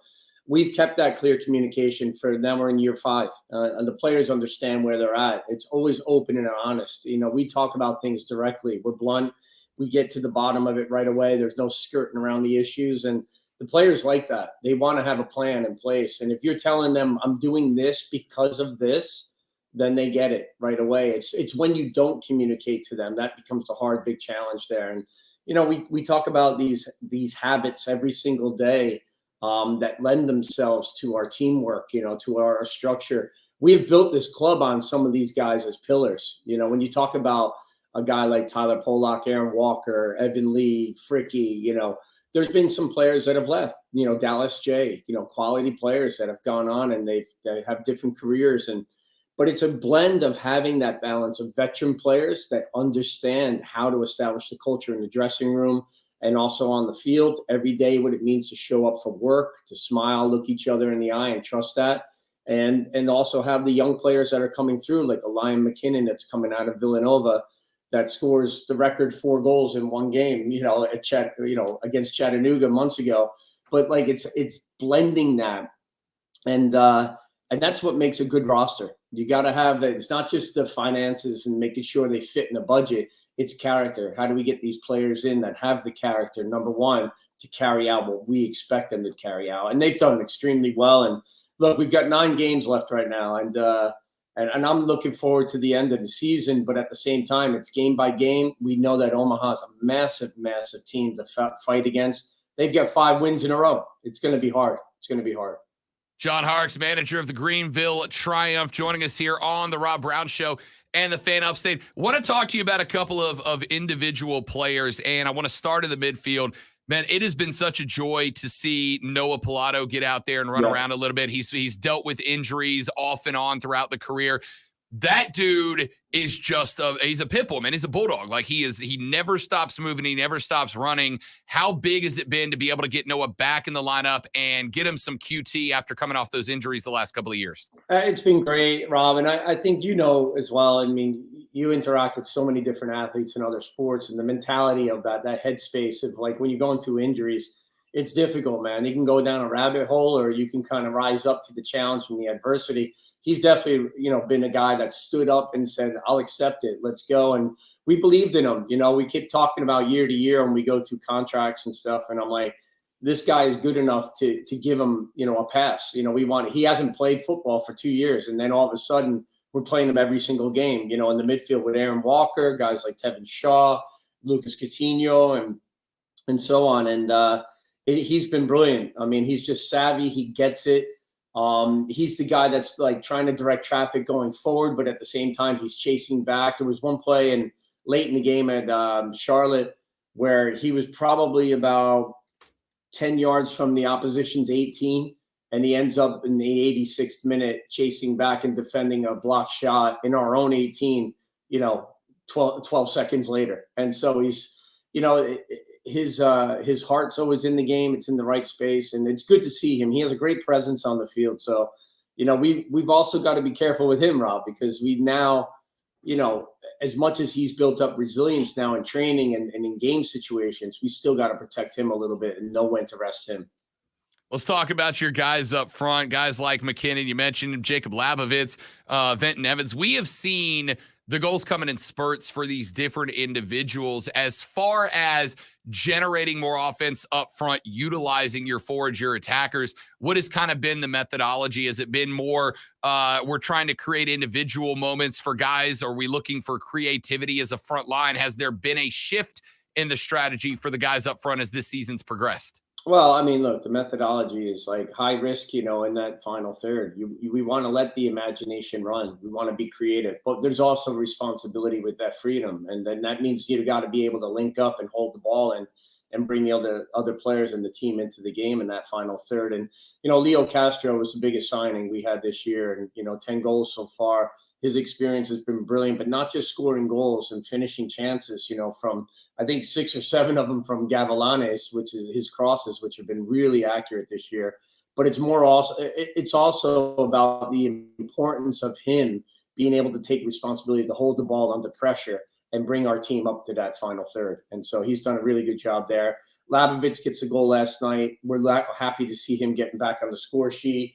Sometimes when you're a striker and you're not scoring goals or you're not getting a lot of playing time, your rhythm's off, your timing's off. And, we just don't want you to overanalyze and think. So it's good to see him scoring. And then we're getting goals from like Noah Pilato, Aaron Walker, guys like that, even from the back line. We want to see them on set pieces, guys attacking set pieces, Evan Lees and Frickies and Jamie. Last night, his header off the bar and leads to Jacob Labovitz anticipating that really well in the 18. So creativity is great. Lyon McKinnon, he has what 7 goals now, I think, which is fantastic. And, we want to get more. If you can get a team that has goals from different areas on the field and different personnel, then you're not heavily relying on 1 or 2 players all the time. Because if they get injured, you're in trouble in your style of play.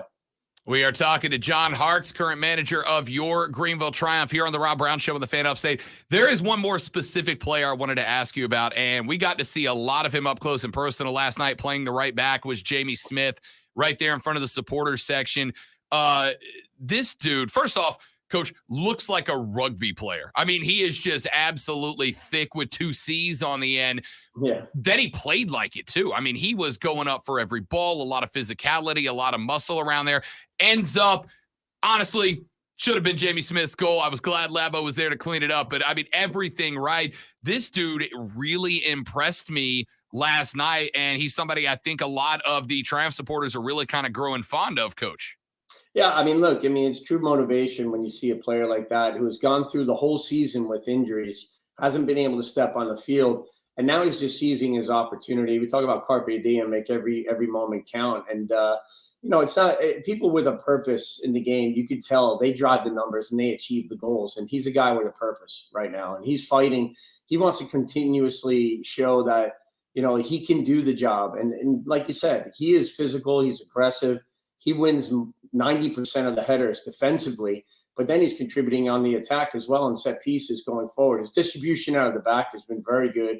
He's savvy. He reads the game well. He comes from a really good stock. I mean, his father was a manager in the Premier League, in the English Premier League, Dean Smith. So, he gets the game. It's part of their football culture in the family. So, look, everyone's got to earn their place. And, your performances in training on a consistent basis leads you to being selected for the games. And he's done extremely well coming off of his injury. Our athletic trainer, Rachel, has done a great job dedicating a lot of time to him and getting him strong and fit again, as well as Ryan Mackey, our strength and conditioning coach, who owns KPF, as you know.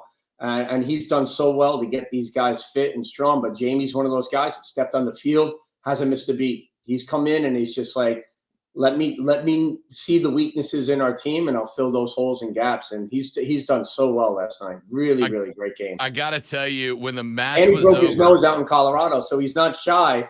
He had we keep calling him, Fan of the Opera. He had the mask on last night, and after about 6 minutes, he rips it off and throws it to the sideline, because we all know athletes and former athletes, they don't want that restriction. And then 5 minutes later, he gets hit in the cheekbone and bruised his eye, and his nose is swollen again and bleeding. I'm like, here we go. He came over to the sideline in front of the supporter section after the match, and I kind of joking, I was like, hey, Jamie, like, that was your goal, right? And he goes, Labo was a little down on himself. I put it there so he could clean it up and feel better. It was such a moment. We're talking to John Harkes here on the Rob Brown Show and the Fan Upstate. So you got one in the bag last night, a good 2-1 win over Colorado. You turn it around, and it's a rivalry game against Union Omaha. The battle for the belt is back on, Coach. I know that probably means more to us than it does to you guys, but 3 games in 8 days, first one up in Colorado, next 2 here at Furman. What's the mentality of you and your team going into the 7 o'clock kick on Saturday? Yeah, I mean, it's just making sure we manage the physical and the mental fatigue, from a lot of these guys. Less is more sometimes, Rob. That makes a lot of sense for these guys. So even today, we had some guys coming in for treatment and doing things, and then we've let a lot of guys just rest and sleep in and stay home and get into the pool, recovery, things like that. And then we'll look at rotation, So last night, as I get back to my apartment, I rewatched the game right away, and I take notes down. And it's like a good movie. You watch it again and you see things that you never saw before. So it's like consistently, I'm watching it again this morning. And, we have a lot of good performances, but we also have a lot of guys that were fighting through fatigue. You can see it. And so we've got to really get together as a staff, reassess where we're at, and then get the right guys on the field. But we know that we will rise up. And on Saturday, with that crowd behind us, at Paladin Stadium, they've been pushing us on to victory a lot, and we're going to need to support Saturday night for sure against Omaha, a team that's won 5 in a row. They're coming in they want to disrupt our play. They want to knock us off the pedestal as we climb up that ladder in the playoffs right now, and moved up a notch last night to 5th, and we want to continue doing that. John Harkes, manager of the Triumph. Last one, unrelated. We sat after the match last night, Coach, in the parking lot at Paladin Stadium to watch Lionel Messi do it again. Another miracle goal for Miami. They end up beating Cincinnati in PKs. Wildly dramatic. As somebody who is, I think, trying to continue, as I am, to grow this game and make it more popular, especially amongst the young people here in the country, how big is what Lionel Messi's doing in Miami right now culturally for soccer in this country? Is it as important as I feel like it is for us to grow the popularity of the sport by having one of the world's best doing it in this country? It's immeasurable. I mean, the platform that he's created for the interest of the game in this country is absolutely out of this world. He's the best player in the world. He's got to be easily one of the best athletes in the world at any sport. The way that he could just turn it on, the accuracy last night for his assists, his leadership. And last night, and winning the Leagues Cup with a team that has been at the bottom of the league, has no style of play, have fired their coach, and they need a rebrand. They need everything. And Lionel Messi comes in, and you're thinking to yourself, how could one player change a team? Well, he has with Busquets and Jordi Alba. Of course, they've helped, and they're fantastic world-class players. But Messi has just taken this team, put him on his back, and he's carried them across the line. And, it's just time and time again. We have to really step back and just say, how lucky are we that we can see a player like this, an athlete, compete like this, and just turn it on in a split second. And this is a player who's not in his 20s. So it's a guy that's like in his 30s and mid-30s, and he's still competing and fighting and his hunger.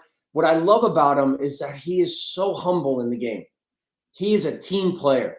And that's what differentiates him between him and Cristiano Ronaldo and any other player in the world. And I was a ball boy for Pele, the great Pele back in the day for the Cosmos. And he has always been my number one. But looking at Messi, guys, he's just transcending the game beyond belief. It's amazing right now what he's done for the game and what he's done for Inter Miami. I mean, their fan base, their social media following, the ticket sales, the game itself in this country has been amazing. So we're continuing to grow it, Rob, just like you said you were and I am every single day. And that's why I'm here with Greenville Triumph. We're growing the game at every level. John Harkes is the manager of the Greenville Triumph. They will be playing against Union Omaha this Saturday, Paladin Stadium, 7 p.m. Coach, you're the best, man. Good to have you back, buddy. Great to be on with you, Rob. Anytime, man. You know, I love your show. I love you guys, and I'm always here for you. Thank you so much for your time. Absolute legend. Thank you, Coach. John Harkes here on the Rob Brown Show and the Fan Upstate. When we come back here in just mere moments, it's Thursday. It's time for Fight Club. We talk some MMA, boxing, and pro wrestling with the great one next on the Rob Brown Show and the Fan Upstate. Thank you, Coach. Appreciate you, big dog. Thanks, guys. Good to speak Saturday, to you buddy. always, man. Let me know when you need it, and keep doing what you're doing, man. It's awesome. You guys are great. Absolutely. Love you guys. Absolutely. See you, bud. Yeah, Dave, take a chance. Look at that Wake Forest. Going to. It's crazy. It's on Going social to. media right now, the whole thing. Going for it. Thank you, Coach. QC. All right, ladies and gentlemen, let me tell you about our friend.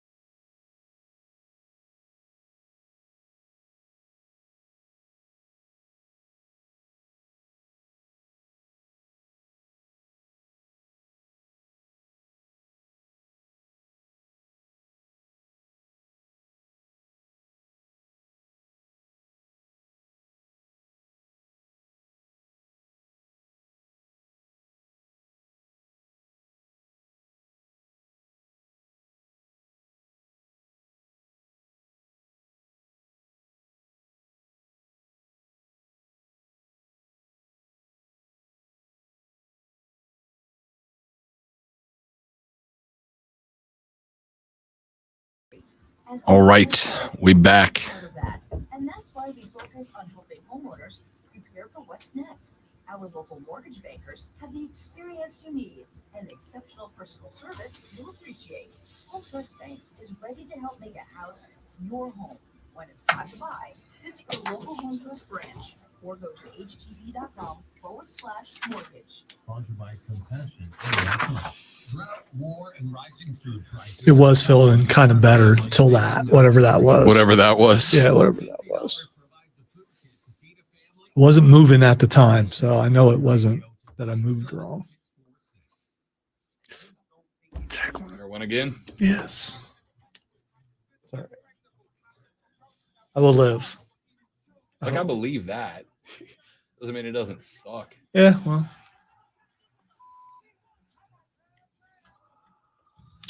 All right, welcome into the Fight Club, where we just do what you do in the Fight Club. We fight. Yeah, you smack people around. One. Yeah, you do what you do. We do need to talk about the passing of Terry Funk, but I got to admit that I didn't really watch a whole lot of Terry Funk. I saw him near the end when he was in, I guess, the then WWF for a while, and I've heard so much about him and that he is the hardcore legend.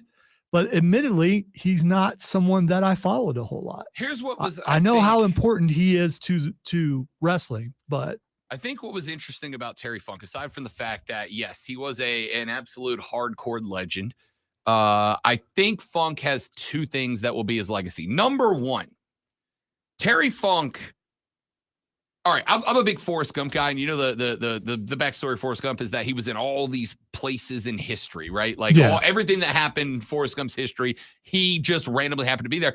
That was kind of Terry Funk with wrestling. He always seemed to be where interesting things were happening, and if somebody is in every place something interesting happens, you got to think there's obviously something interesting about this guy, and I think Funk was that. I think the second thing is the legacy, because not only did he kind of make hardcore wrestling something that became more mainstream, and I think Terry Funk was a big part of that, but if you go listen to interviews of wrestlers really over the last like 30 years, the list of people who credit Funk as one of the reasons that they A, love the game, and B, are as good at it as they are, he has such a profound impact on this industry that I think you couldn't help but notice yesterday that everybody had a Terry Funk story, from Ric Flair to Kevin Owens and back. Everybody had something to say about the guy, and to me, that just means he had a profound impact on the game. All right, one more thing before we get to what's happening Sunday.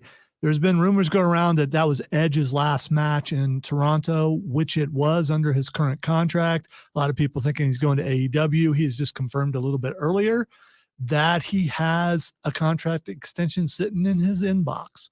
He just hasn't decided what he's going to do yet. And that he's not on bad terms, even though it's been reported that he was on bad terms and all that kind of stuff with WWE.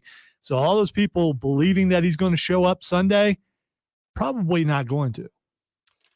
Don't know, because I'm not going to say 100% sure he's not, because you just don't know. You don't know. And if that part is true, and I think there's a lot of this, and I want to say that these are nothing more than rumors, but there is a rumor that Edge would be interested in doing a reunion with Christian, but of course that would require him to jump companies. I will say, especially with RVD showing up, I don't think there's any such thing as a lifer anymore. And that's not to say AEW is on par with WWE. They're obviously not, but because of the freedom that they allow the wrestlers to be to have to be involved in, if Edge wanted to do a reunion with Christian, if Edge was going to do like a genuine, this is my retirement match, as cool as it is that he did with Sheamus, Christian's the guy he would likely want to do it with. So imagine Edge coming in to do a one-run face campaign against Ulta heel Christian as his farewell. I think that would be fabulous. It would, but that would shock me. It absolutely would. All right, we have 11 matches to get through. And this will be for Nerf Wall eventually, because it's 11 matches and a lot of things can go a lot of different ways.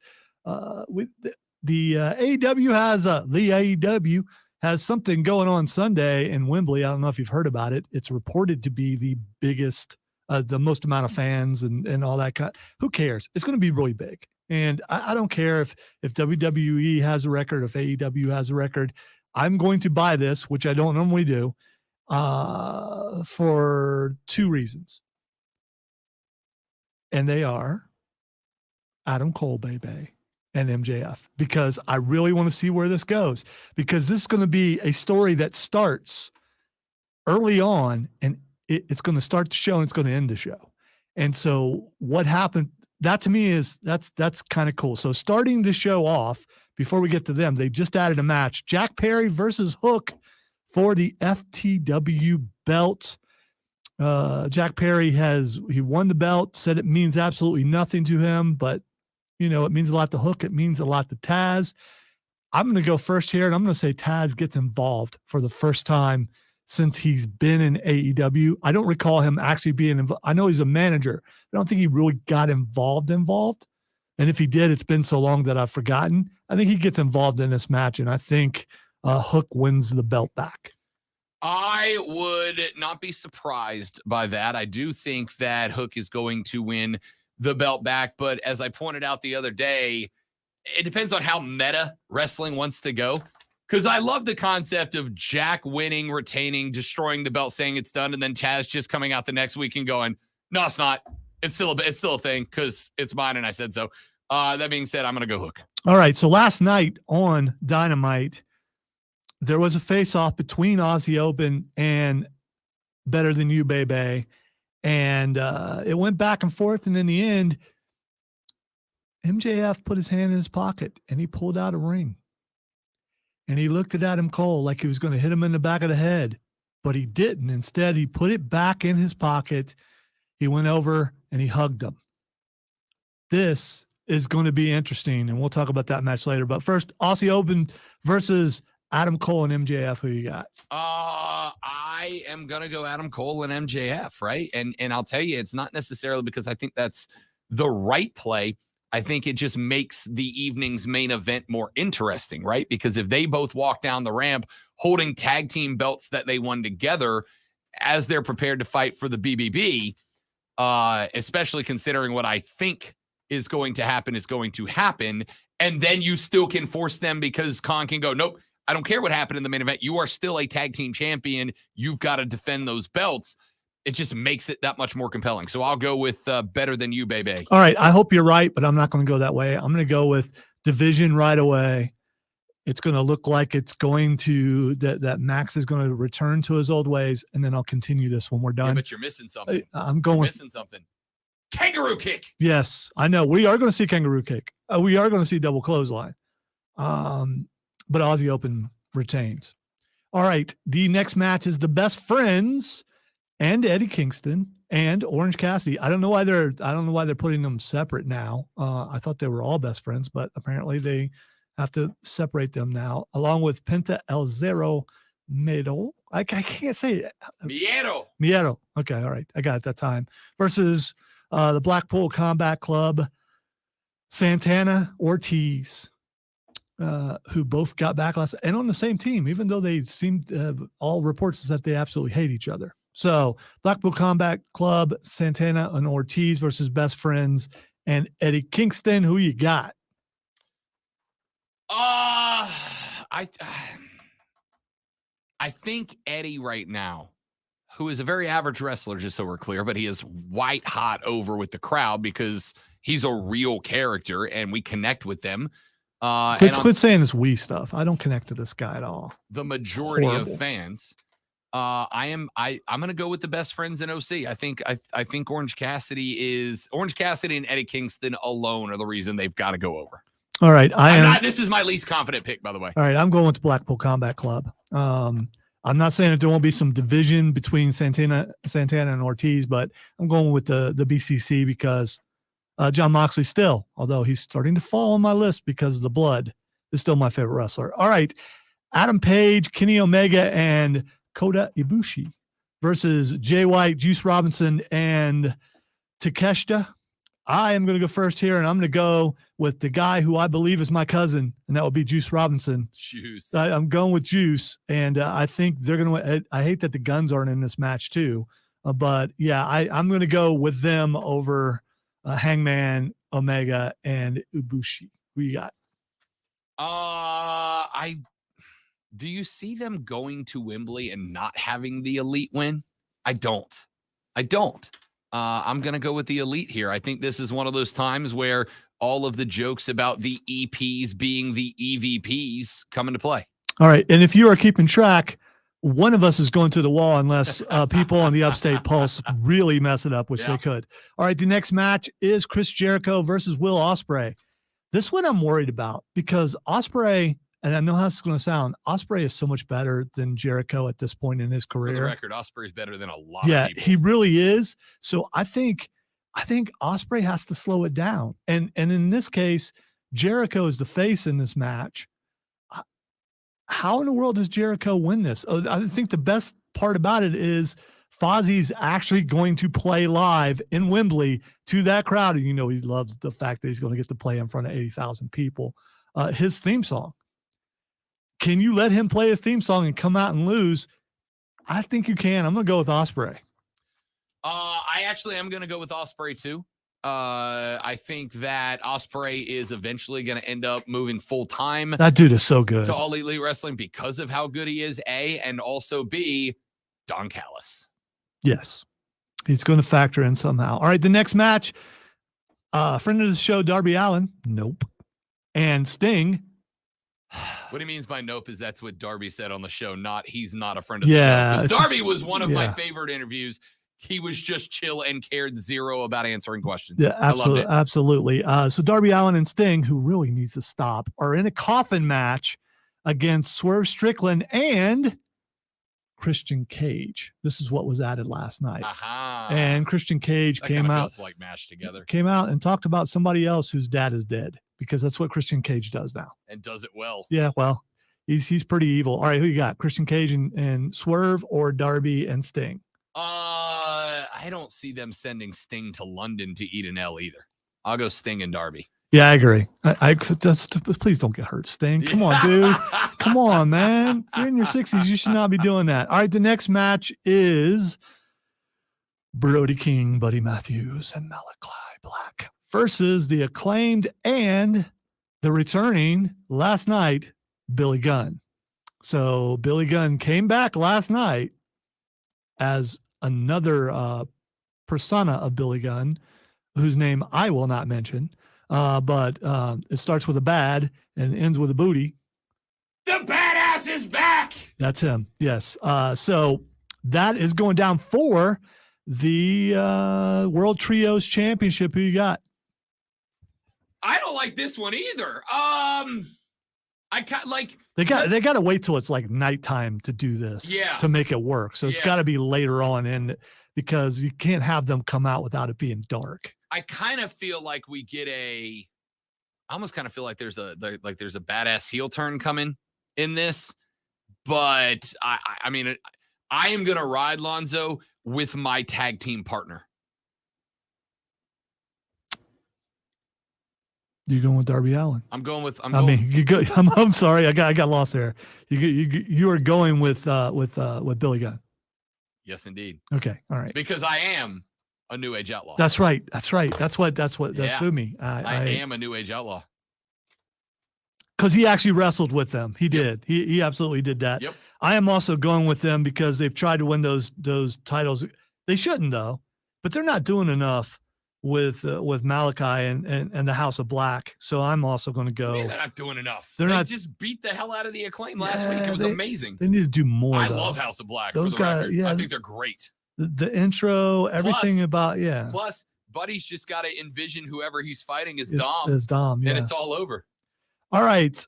Hikaru Shida, who's the current champion, versus Britt Baker versus Saraya versus Toni Storm for the AEW Women's World Championship. This was dumb. They did a tournament, but they put Shida in it, and she would have to win her match in order to compete for her championship. It was very confusing, and I don't know why they did that. But I really like Toni Storm's new direction with her character. I really enjoy that. The whole Marilyn Monroe thing, and how at the end of every interview, she throws her shoe at whoever's interviewing her. I think that's funny.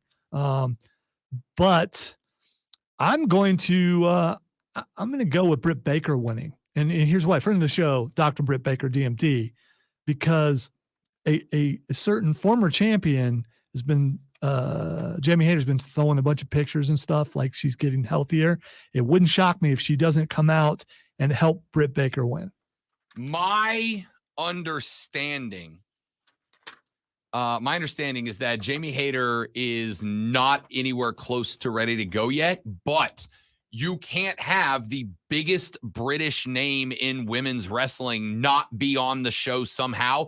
I suspect Hayter gets involved as a reason that Toni Storm ends up not winning this tournament. And then when she comes back healthy, that's your first program. But I don't know. I think you just got to have her on the program. So who you got winning? Sheeta, Baker, Saraya, or Toni Storm? You got to keep the belt on Sheeta right now. Okay. She's too hot. She's too over. And considering all the criticism, and by the way, rightfully so, that AEW's had for poor booking of the women's division as of late. Like, Tony fell into where Vince used to be, which is you have one of two characters for your women, either crazy lady who cuts her hair and spray paints people, or, oh my God, my boyfriend. And they kind of started falling into that trap. Hikaru Shida is neither one of them. So I think they ride with her for a little while. She is my favorite in AEW as far as women's wrestlers go. I don't have any issue with that. And I don't think she's got, since the last time she won the championship, she hasn't got the push that she needed. All right. FTR versus Young Bucks. Apparently someone can travel with a visa. Apparently Cash Wheeler can go overseas. At least so far, it looks like it. So my understanding is the only way that his visa / passport will be pulled and he could not travel to the UK is if he is convicted of an offense. Right now, he is just charged with the offense. So as long as this event happens, and from my understanding, obviously, because it's 3 days from now, it will, as long as this event happens before he goes to trial, whether it's judge or jury, as long as he is not convicted of a firearm offense, then he would be able to compete in London. So I don't see any reason. Now, it makes sense that they have been pulled off the show the last 2 weeks, that they have just been promos and vignettes about him and not having FTR show up, because you kind of want that aspect of this to cool off a little bit before you start the match. But yeah, no conviction yet means he can go, is my understanding. All right, who wins? FTR. All right, I am going to go with the Young Bucks, and I don't think that was what it was going to be originally. I think now it will be? I think it Just will to be put them now off the TV for a little while? because you don't know what's coming. Oh, you know what? Oh, I'll let you change it if you want. I mean, just real world, it makes more sense to put it on the Young Bucks and then put it on somebody else after. Call. I didn't even consider that. I'm going to change. Okay. I'm going to change. I agree. If it wasn't for this, I probably would have went FTR reluctantly, but I think that's fair. But because of that, I think that's how it's going to go. 2 more matches left.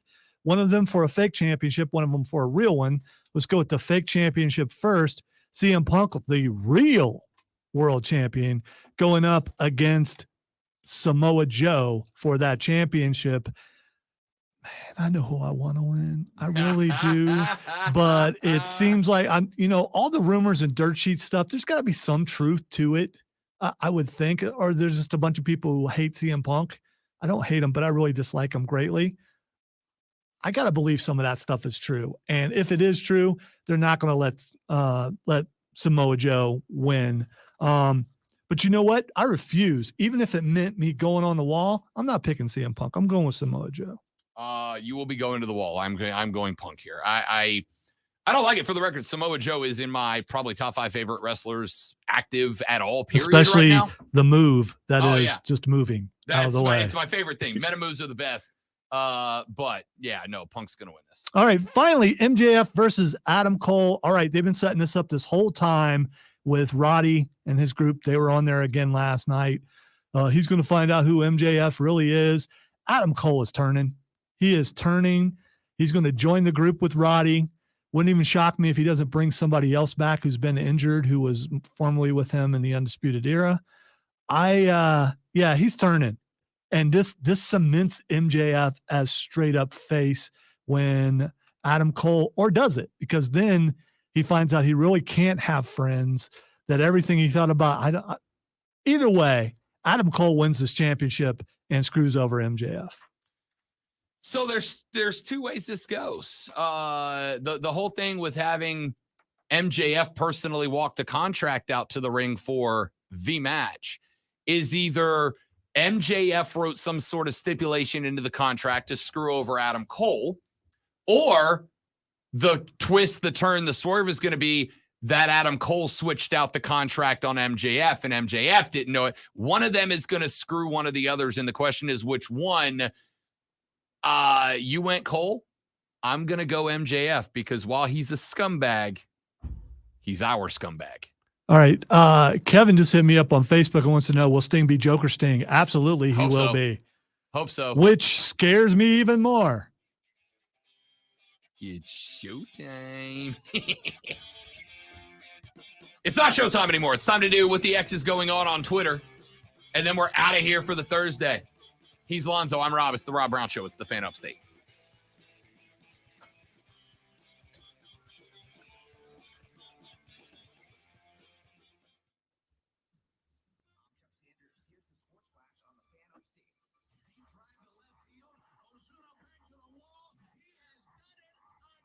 So my occasional stutter during the segment was more of the same. Yeah. And it's just, figured. it's like, maybe it's that thing where something's getting better because of medication, but then then the other parts that are feeling better, it all goes down to whatever the main thing is. Maybe what it is. I just would like that to stop because it's not good. PJ just said, you just made the list. Oh, I want Jericho to win. Can get a clipboard over. He's the GOAT. He is.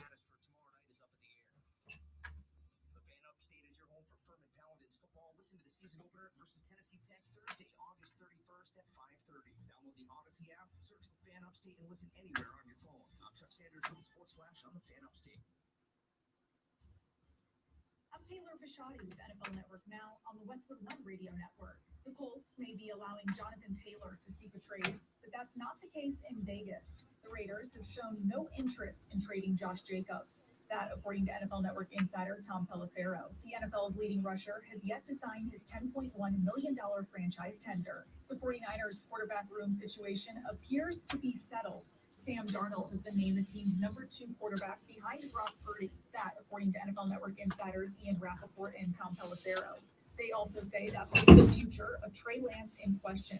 The former number 3 overall pick is owed $9.3 million this year and has started 4 career games. Ian says they're exploring options with him. And Chris Jones' contract holdout continues to drag. So I will not be doing yard work Sunday because that thing comes on at 1 p.m. Eastern, but actually it comes on probably at noon. Yeah. Because of the pre-show.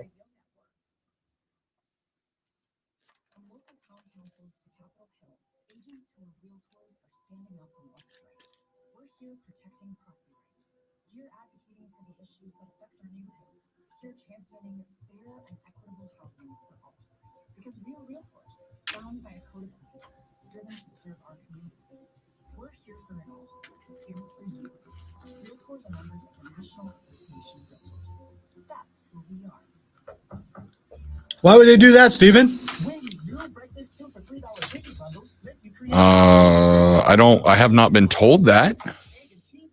The game is still scheduled for 7:30. Yeah, that would be something that we probably would need to know. Yeah.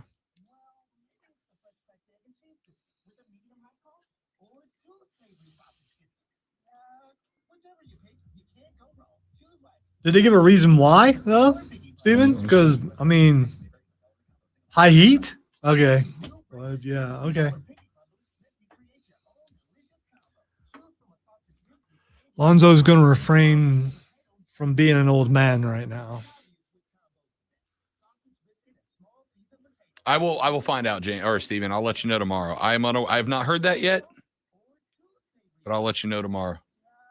Actually, I'll put it on social media today if I find out.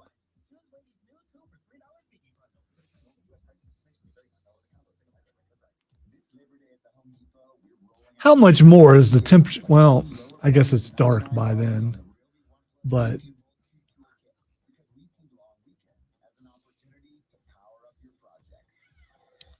we're trying to turn football into some other sport. It's football.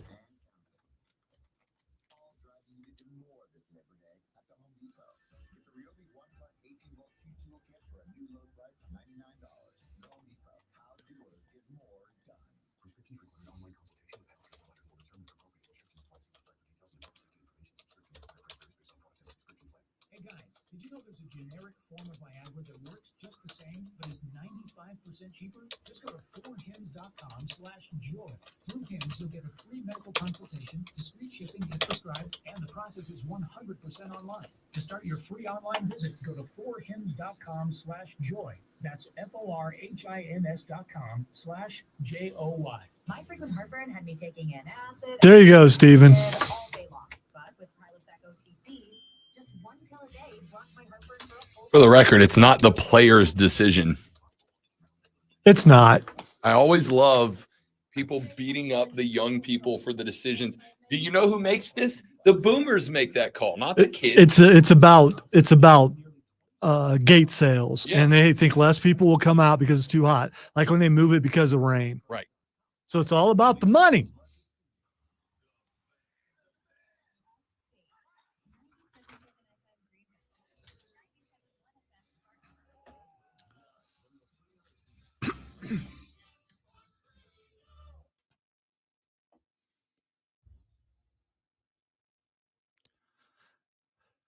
Time to tell you what the X is going on. Rob's going to tell you what the X is going on. Let's face it, this whole week I have no idea what's going on, X or otherwise. All right, the first thing that's Xing Yo. is Shannon Sharp. So I've seen Shannon a couple of different places. He was on the Kelsey Bros pod this week, and they asked him, they said, there's the old debate that goes on. Could an average person get 1 yard of rushing in the National Football League? If you just took a random dude. Yeah, they've asked that question a bunch on their podcast. So they asked Shannon, except for they twisted it, and they said, for all the blabbermouth that he does, could Skip Bayless get 1 yard? And Shannon went, oh, hell no. And they started laughing. And he goes, number one, I think the guys on defense would put in extra murdery to try to take him out. And number two, relatively sure the offensive line would not block for him at all. They'd just be like, wah, go ahead.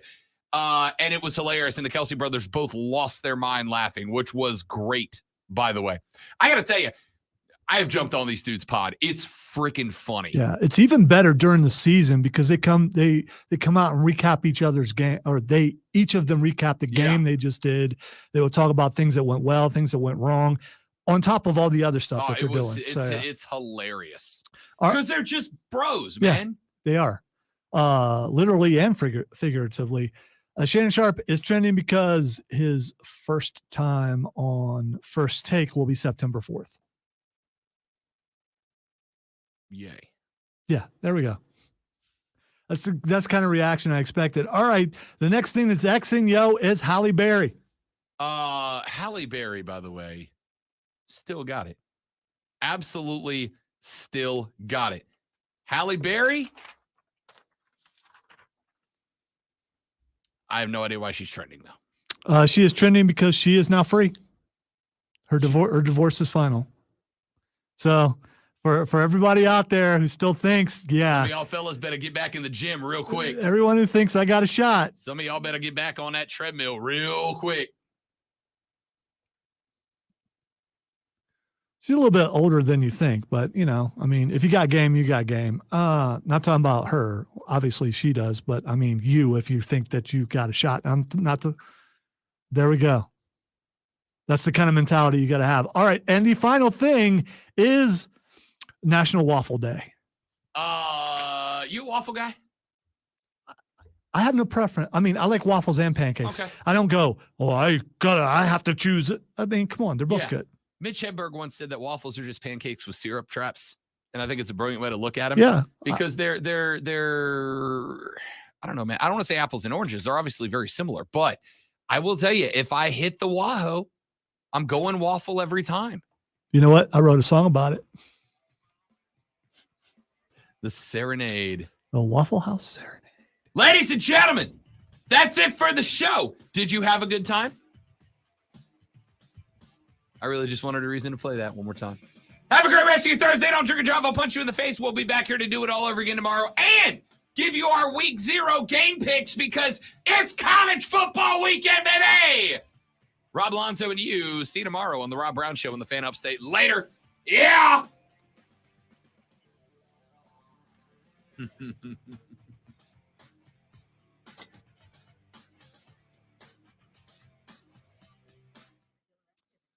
Oh, man. All right, kids. You guys are the best. Thanks for hanging out. Hope you enjoyed it. I did, mostly, as always. Enjoy the rest of your day. Have a lovely Thursday. High school football. I'm doing Pete tomorrow Dunne night. or Butch. High school football tomorrow night. College football Saturday. Triumph Saturday night. Drive Sunday. It's a good weekend, y'all. It's okay, Steven. You got another one. You're good. See you tomorrow. Goodbye.